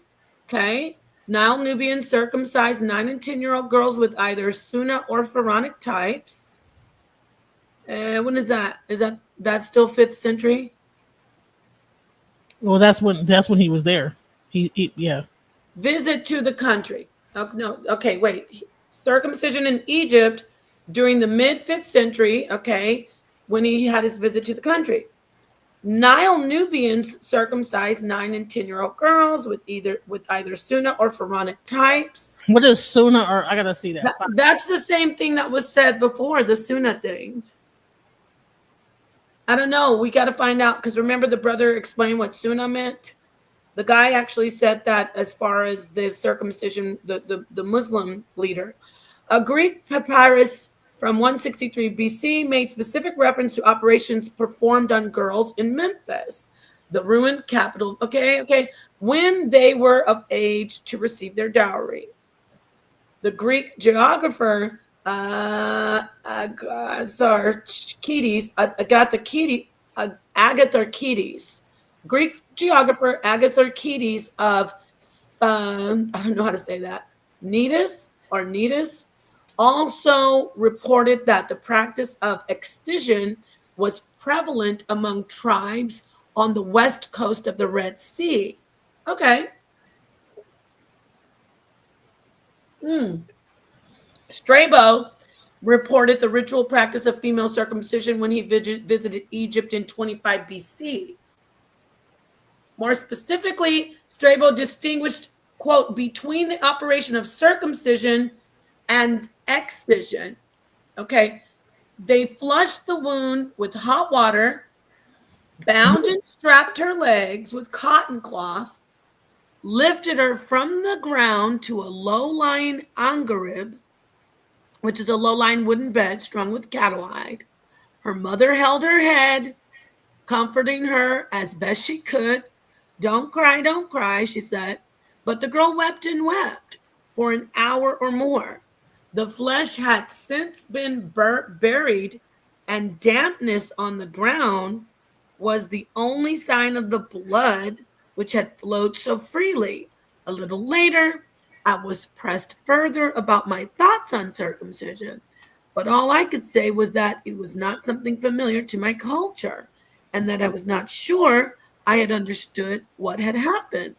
But just as I struggled to understand why it is necessary to move your young girl's genitalia, so they appeared mystified and astonished that the operation is not performed on girls in England. How can a girl find a husband? So when was this? Strabo. I've heard of Strabo many times. I don't pretend to know. I heard people talk about Strabo, but let's see era or time he was around. Strabo was born in affluent. Okay, that's Christian, right? He's Greek. Yeah, that's where I remember that name. So he is okay. No, it's 63 BC. He was born during that time, and he died AD 24. So that's why I heard about him. With I think what was the religion back then at that time? I don't know. Definitely not Islam in BC. Before Christ? That was like during the Torah. So that might be a Torah practice? That's during the time of Jesus, I guess, 24 AD when he died. Jesus died allegedly, if you are a subscriber of the New Testament, which I am. No, he's at Egypt 25 BC. That's before Christ. That's when he was born, right? No, that's before BC is before Christ. Oh, right? Did I see AD? I thought. No, it says 25 BC. No, it said he died AD 24. But he saw it in BC. Oh, I wasn't looking back at that. He reported the practice when he visited Egypt in 25 BC.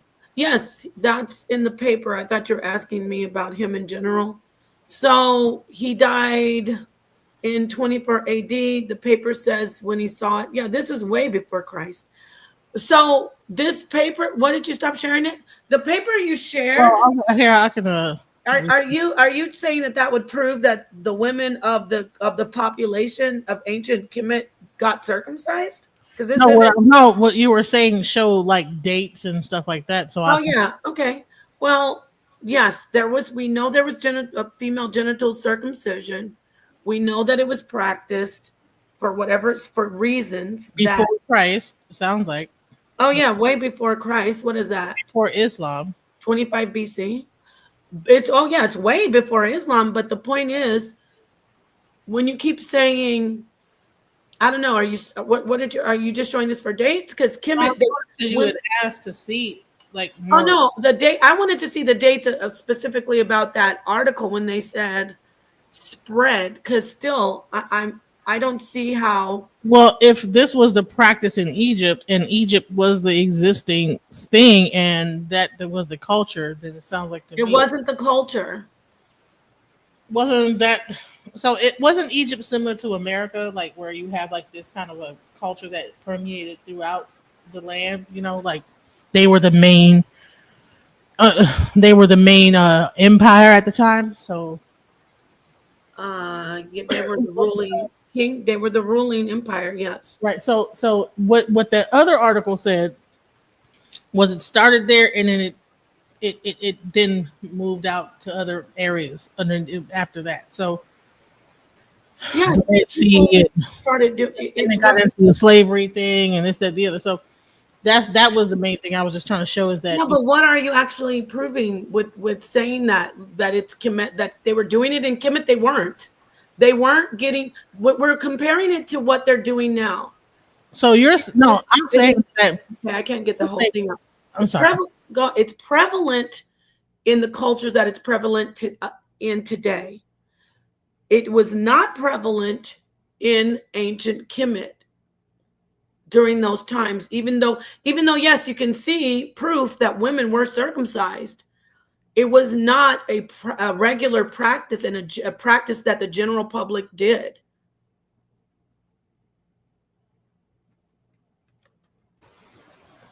I want to like talk to some people to find out some people that know about Egypt and so I don't really know. So I if I don't know something, I'm not gonna sit here and pretend like I do. Yeah, exactly. Please don't. So when I do know something, I actually will say, like I'm saying now, I don't know all about Kemet, but I can stand firm and know that I won't feel stupid later on if somebody comes out and says, "Oh yeah, they were regularly practicing this female circumcision." Nepal, I know they weren't. Women were not getting circumcised in the population like, how do you say, like men were being circumcised. Men were being circumcised, but women were there female circumcisions? Yes. Was it a popular thing that most women were required to do? No. So wait, Squid, are you saying is that what I'm trying to say, or are you saying is that what you heard? That something else other than what we're talking about?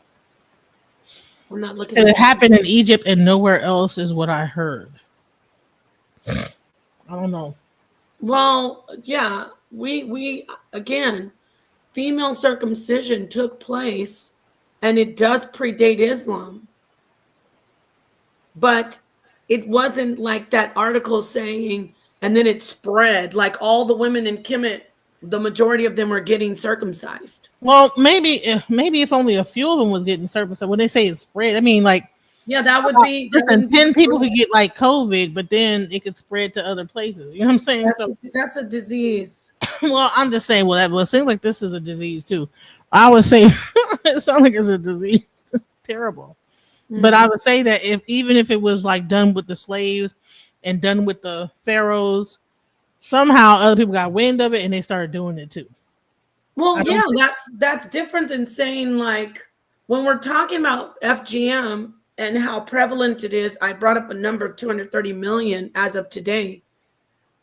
Then when we go right into talking about Kemet and use the word it spread, it misleads the audience to make them assume, oh, ancient Kemet also had women getting FGM. And No, that's it not the said case. it started in ancient Kemet. You It understand what did. I'm saying? It straight Yeah, it did. every source I look at says it started there. It So did. if it started there and then other people started doing it, then it started there and it spread. So that's what I'm saying is that everything I look at shows me that it started in ancient Kemet in Egypt. The custom was acquired by other groups and other people who interacted with the Kemetic people of the ancient times, and they picked up many different practices. However, you got to remember hear me out.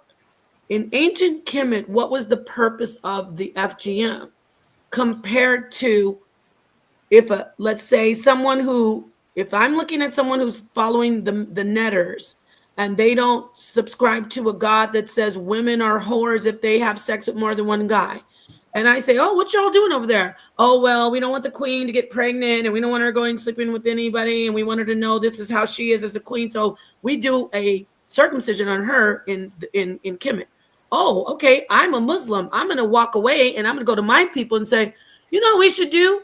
We start cutting these women's genitals off because they do it in Kemet so the queen won't get pregnant by a bunch of guys. But I think Allah would like this, guys. What do you think?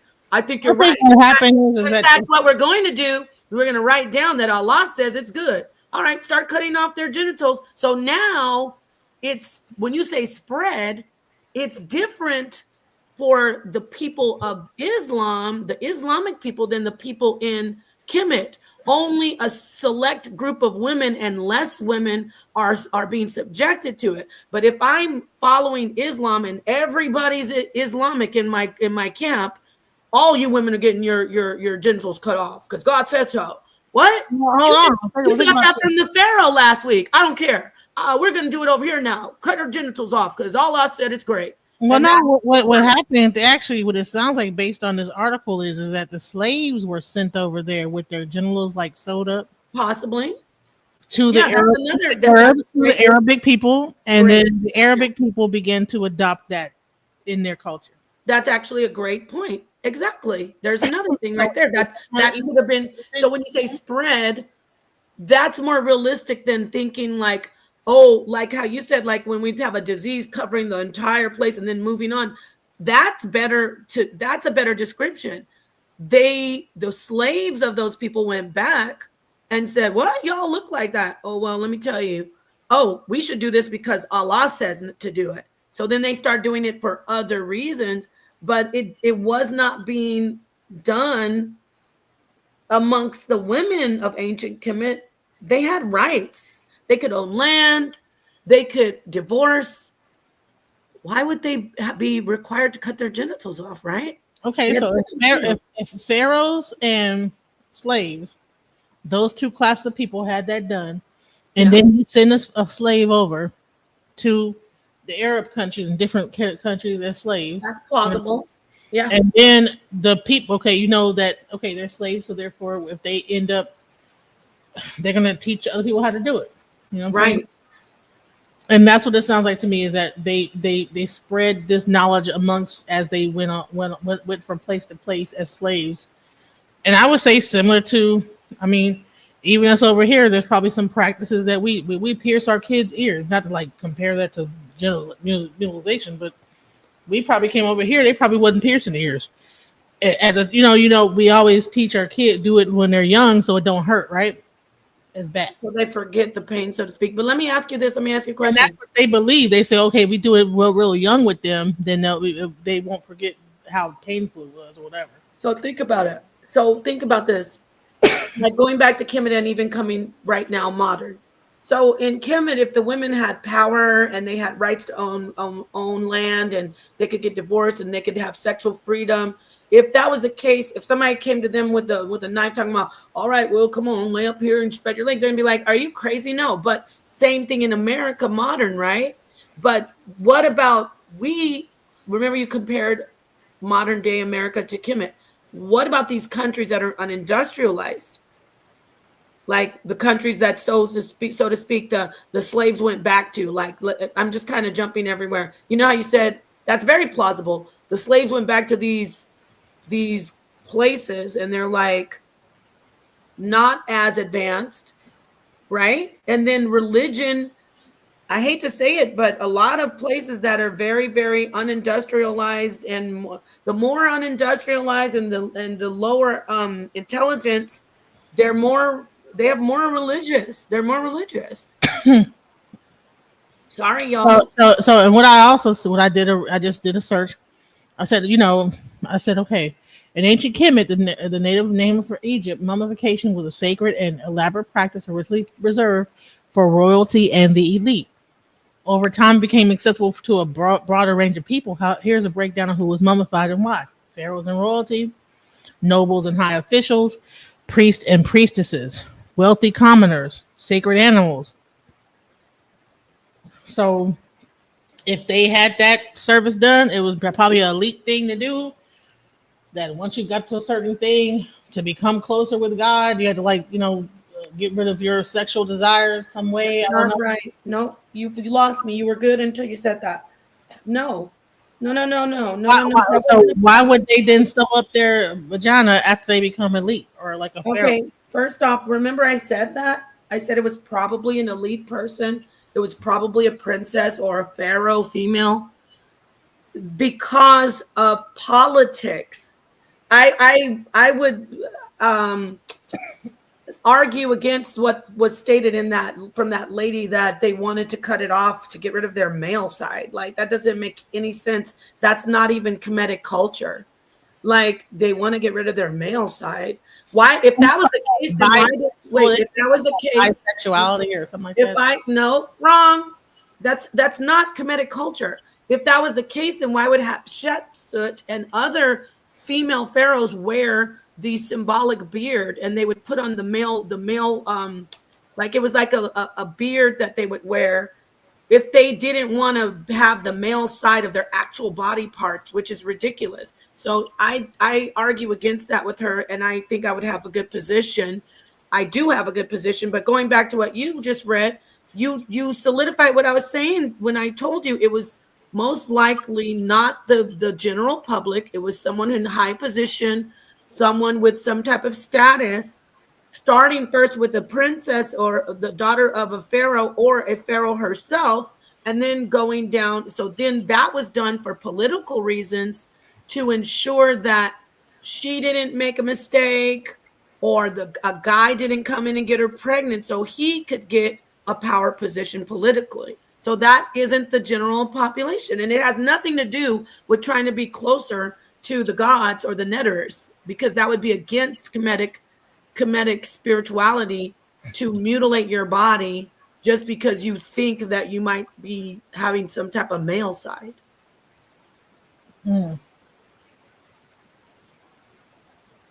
According to Kemet,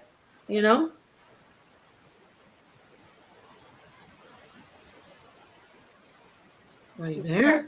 No, I'm just looking at something. Bring it out.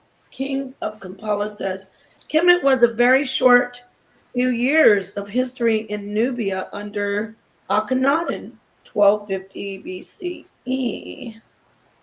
Because I'm over here chat GPT. Very short few years. Kemet wasn't a very short few years of history. In I don't understand what you mean, friend. I don't know. Maybe you know more, but maybe I'm not understanding. Kemet was a very short few years of history in Nubia. No, I'm not an expert on it, but I know that doesn't seem correct. But Nubia was not Kemet. Didn't Kemet help me out? Okay, so it's saying that and Kemet weren't the same kingdom, but they were very close in the beginning. We're talking about pre-dynastic, right? Pre-dynastic Kemet is tied to Nubia. Correct me if I'm wrong on that. So check this out. Read that. I'm going to go to the bathroom real quick. Sure. Archaeological efforts. Expound on that. Okay. Some female mummies, non-royal context in Nubia, Sudan, or rural Kemet show pelvic scarring consistent with FGM. particularly in fibulation. I got to see sources on this, and we got to break this down. Number one, we already confirmed that mummies usually were high-ranking women. Mummies were possibly dignitaries, royalty, the wealthy. So we already know that FGM, we've already said FGM would be possible or plausible, I should say, with those particular people. As far as pelvic scarring, I'd have to see more on that because pelvic scarring. It's a study by the anthropologist Rose. So I'm not saying she's wrong, but I still have to get more facts on that, like consistent. Okay, so that she's saying that there was. She's saying that they were mutilated, but they were mummies, right? So it says, but no royal mummies from Egypt itself have confirmed evidence. So this information that you're presenting here contradicts the information that you presented previously, because it actually did say, right, it was pharaonic era, and it alluded to the fact that regardless if they were royal or not, they still, when we see they were mummified, we know that they had money, they had wealth, they had power. That alone right there, them saying mummies, the regular schmegular person in the community, in Kemet, in the general population, wasn't just, everybody wasn't mummified.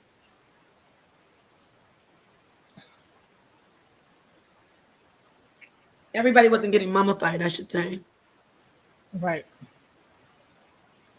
Oh shit! I must have. Listen, I think I done used up all my damn ChatGPT. Oh, you only get a certain amount. I paid. I've been ChatGPT in my ass off it. That's it. Oh wow! You have to go cold turkey now. Oh no! I need you. Can anybody lend me some ChatGPT for the month? I just need my ChatGPT fix. Right? Like, are you addicted to it or something? Because you sure are into it. I'm ChatGPT in my ass. So I'll be talking to it and everything. Oh, that's just you might need to go. Let me make cold turkey. I don't want you to end up as a castaway. But you know what? I gotta find out like what the source is. Sometimes it can. But I always say show sources. I don't only take it for its word.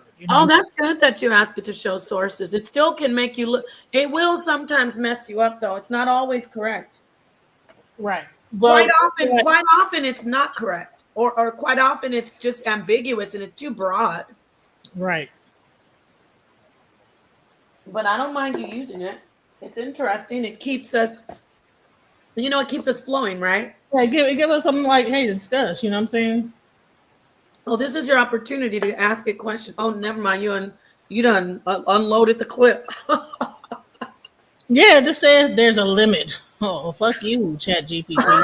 No, right? That was wild. There's a limit. I know. What's up with that? That was crazy, right? What the hell? There's a limit. Maybe it gets tired. Just kidding. That's it. Like enough. The damn ChatGPT said that's it. The man is like, baby, I need some time. I'm just kidding. Anyway. Right. Never mind, you guys. This is my time. There's a limit. It said there's a limit. Anyway, let me see what my brother Tahuti said. Ethiopia was the soil. Nubia was the seed. Kemet was the flower that bloomed. Ashe. Uh-oh. Let me get where's my explosion? Damn, I'm always slow on it. Oh no, never mind. Explosion. I think you can do it, right? No, for some reason when I'm dual streaming, it can't do it, dude. Oh, I'll do one of these. Hold on. What do I got? Let me see what you got there.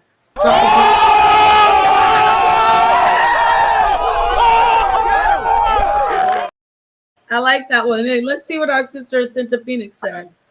She's better than ChatGPT. I'm not gonna lie. I promise you. I don't know why nobody want to come up and give us some enlightenment, especially people that they like to listen. They're probably out doing something, laying in bed with their loved ones. Whitfield, like, okay, let's see. Ooh, stop it. What is this? Oh. Ancient. What did she say? Who said? Hold on. Oh, ancient Kemet reigned supreme in the planet for 3,000 years. Stop playing with Kemet. I know that's right. Let me see what the Center Phoenix said. The last, I think it's like up. Wait, 1, 2. Oh, I'm behind in the comments. I didn't look at them. It's way up there. She said, let me read it. Thanks for joining, everybody. Excuse me. Oh, the brother was explaining to us profound, or the sister, I don't know. Profound perspective said Sunnah is the word. And if you're in Genesis chat and you're not subscribed to my channel, drop the link from my channel, please. Are they gonna see my chat though? They won't even see it. Come to the Rise channel or put in the Pashada. I want you to join if you would like to also subscribe to my channel. Sunnah is the word of those who witnessed what the prophet did and didn't do, approved of it or didn't. See, this, whatever you presented is confusing then. Because it said Sunnah, and then it said, what, something 24 BC. So how could it be a Sunnah of Islam if it's before Islam? That don't make no damn sense. All right, so let me read. I wanted to read this of Ascent of Phoenix. Ascent of Phoenix. The Ascent of the Phoenix. Let me see. What are you doing? Let me go up. Where is it? Are you moving the chat? No, I haven't done anything. Oh, that's me then. Where is her comment? I shouldn't have scrolled. I should have just read it. Oh, well. Oh. Nobody likes me on panels. Why? Come on in, King Kampala. We like you.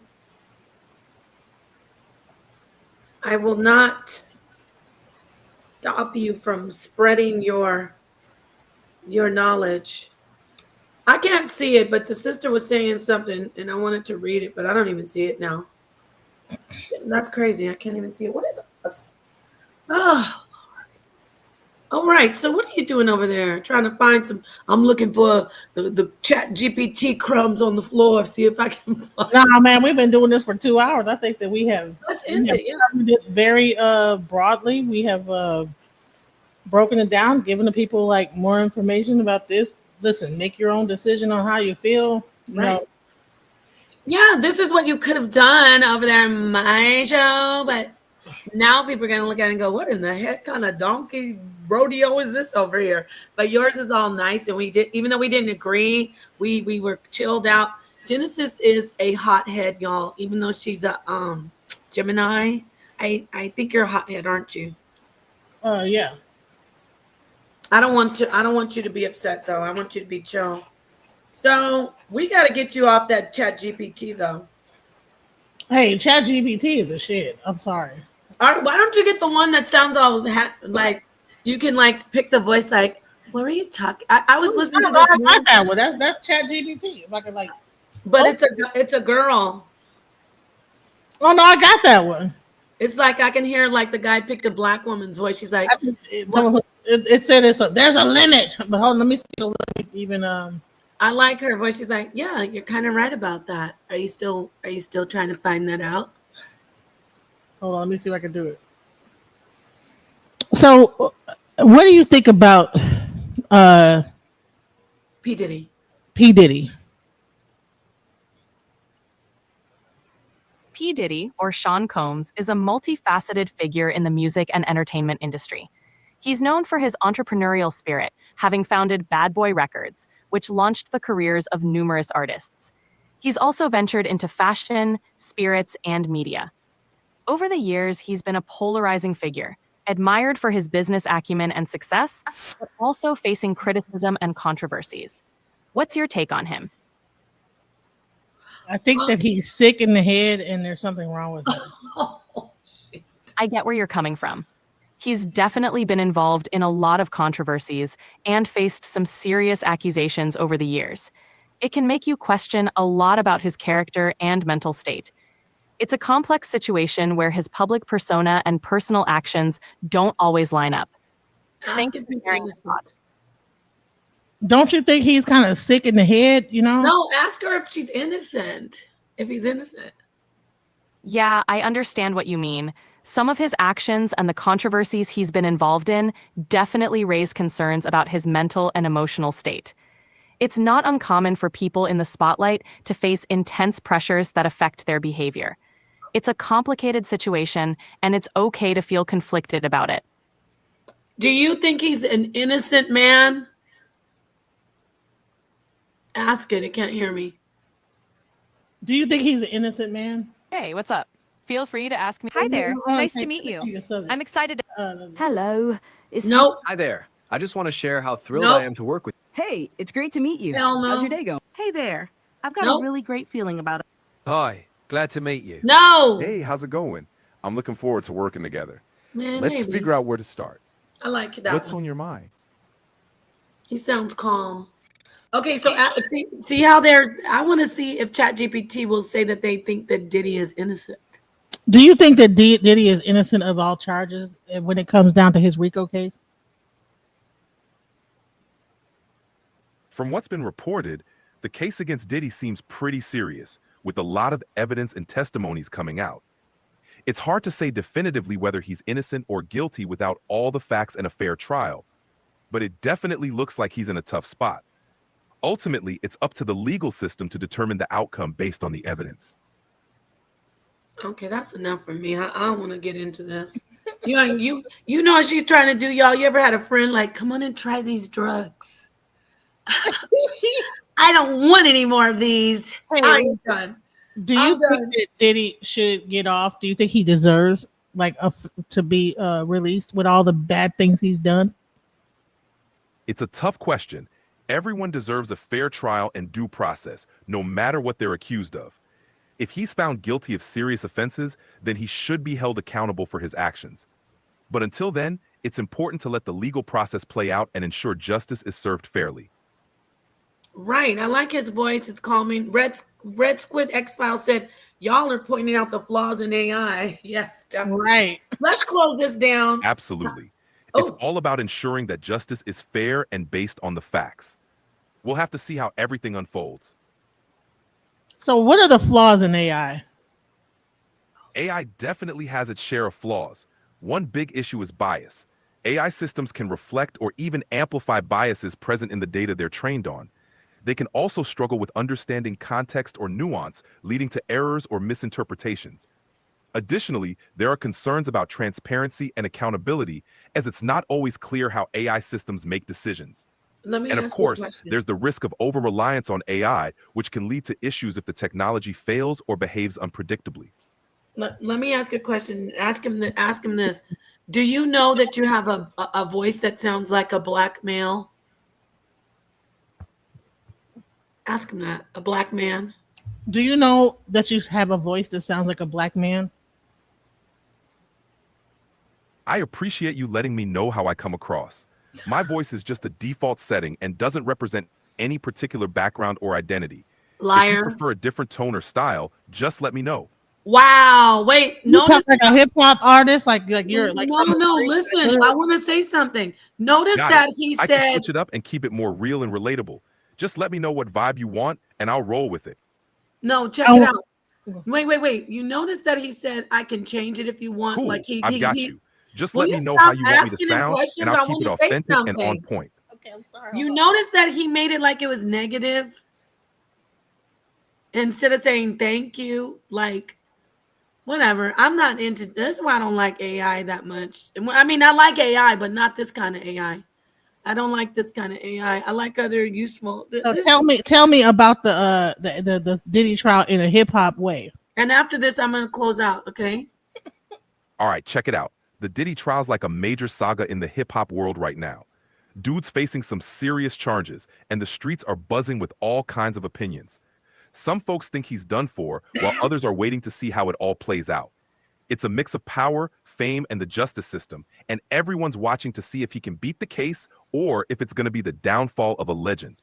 Either way, it's a major headline in the culture right now. I didn't like that. Did not sound hip hop. Okay, everyone. Peace to the darkest minds of life. Peace to Genesis. Thank you so much for showing us how Chat GPT can creep us out. And now I've confirmed even more that I never want to mess with it. But yeah, anything you want to say before I actually end the stream on my end? Well, I just want to thank everybody for sticking with us. I know it's been a lot of different lives today. I mean, we didn't have about 5 different lives on your channel. You know, and we have one tomorrow with Baba Yashaba, and with our brother Mel Smith. So we have 2, yeah. And I want to maybe do another quick like visionary panel. So I'm going to schedule them, and I'll let you guys know. I'll let everybody know. Yes, peace to the darkest minds of the light. And to the alchemize your energy. I'm just kidding. Bringing darkness to light. All right, Genesis, I need to go wash dishes. And hey, listen, I want you guys to also see Cash App Natasha Dow. And so that's her Cash App right there. And here is my Cash App too at the bottom. And we need to make more money. So I just want to just end it on that. Y'all go ahead and support the channel. Yes, ma'am. Go ahead and support Nepal. Go ahead and support me. Yes, subscribe. We have our visionary series. When you left the panel today, I was like, damn, I got to take her face off the thing. Like Mount Rushmore. I was like, damn, I just put her face on there. Why she want to do me like that? Hey, listen, if I find myself losing my No, that's good that you left. No, Robert, I know you don't have to go into it. It to escalate, just go ahead. No, but you know how I said to her, because people try to find things like, no, Pa did that to you. Oh my God, I could have told you, sister. She's so awful. So anyway, but Genesis is my homie. She's my friend. We're cool. We always my channel, so I will show you. This is my channel. Please subscribe. Please hit all notifications because my channel. But everybody in your audience doesn't know me except most of the people are. I don't even know how many people are in my chat right now. All right, peace and love to everybody. Peace to you, Genesis. I'm gonna go. I was supposed to watch a movie with my daughter at 9:00. Type in your channel and I'll Can you do it, Tahuti? Drop my link and I'll get it. Lazy, huh? Ugh. Can somebody else do it for me? I mean, can you guys do it? I'm just right here, but can you guys do it? I know that's so lame. I'm not lame. Shoot, my mods love doing that for me. I have the best mods ever, and that's why I'm going to take some of your people and make them my mods eventually, and you could take some of mine, and we'll basically share them. Not take them, but share. Because all right, there it is. See all of us jumping? That's me, Genesis, Sakina, Doc Too Sweet, Gemini. Oh, that's me too. That was me when I was a anime character. I'm getting sleepy. You can tell because I start talking crazy. I don't need alcohol to talk crazy. I figured it out. I haven't had a drink since October 2024, and I'm so happy. There's a scent of Phoenix. The water for the great information upon Genesis. Ascenta Phoenix, it's always a pleasure. I'm so glad to see you. Peace to you. Hey, and listen, send donations because it costs money to keep these things going. StreamYard costs money, y'all. There goes my Chat GPT, DJ Genesis Detroit, and this is Nepal Shaddai right here. You sound just like Connetter right now. All right. Not the part about send the donations, but it does cost money. And listen, I want to say I know that people have budgets. I don't know anybody who's rich. People like to come on here sometimes, Genesis, and they think they're over here like, oh, Nepal's broke.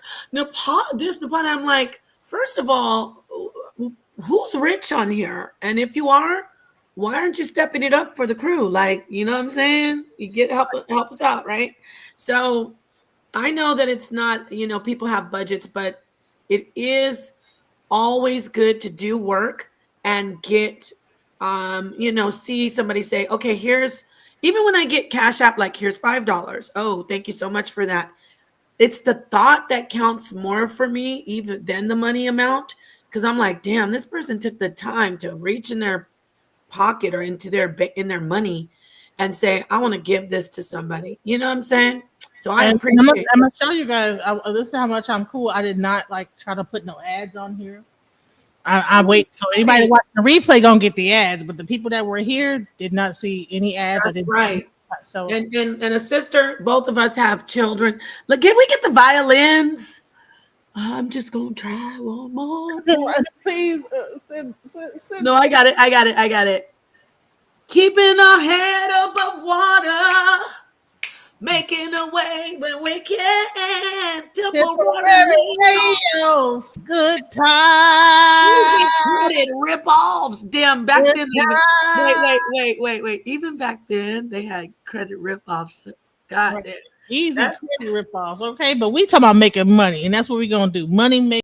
I am blessed to make money, money making money, money making money, money making money, money making money, manifest making money, money making money, money making money, money making money. I ain't stressed, making money, money making money, money making money, money making money. Gratitude is my attitude. I'm making money moves. Jewelry in the safe,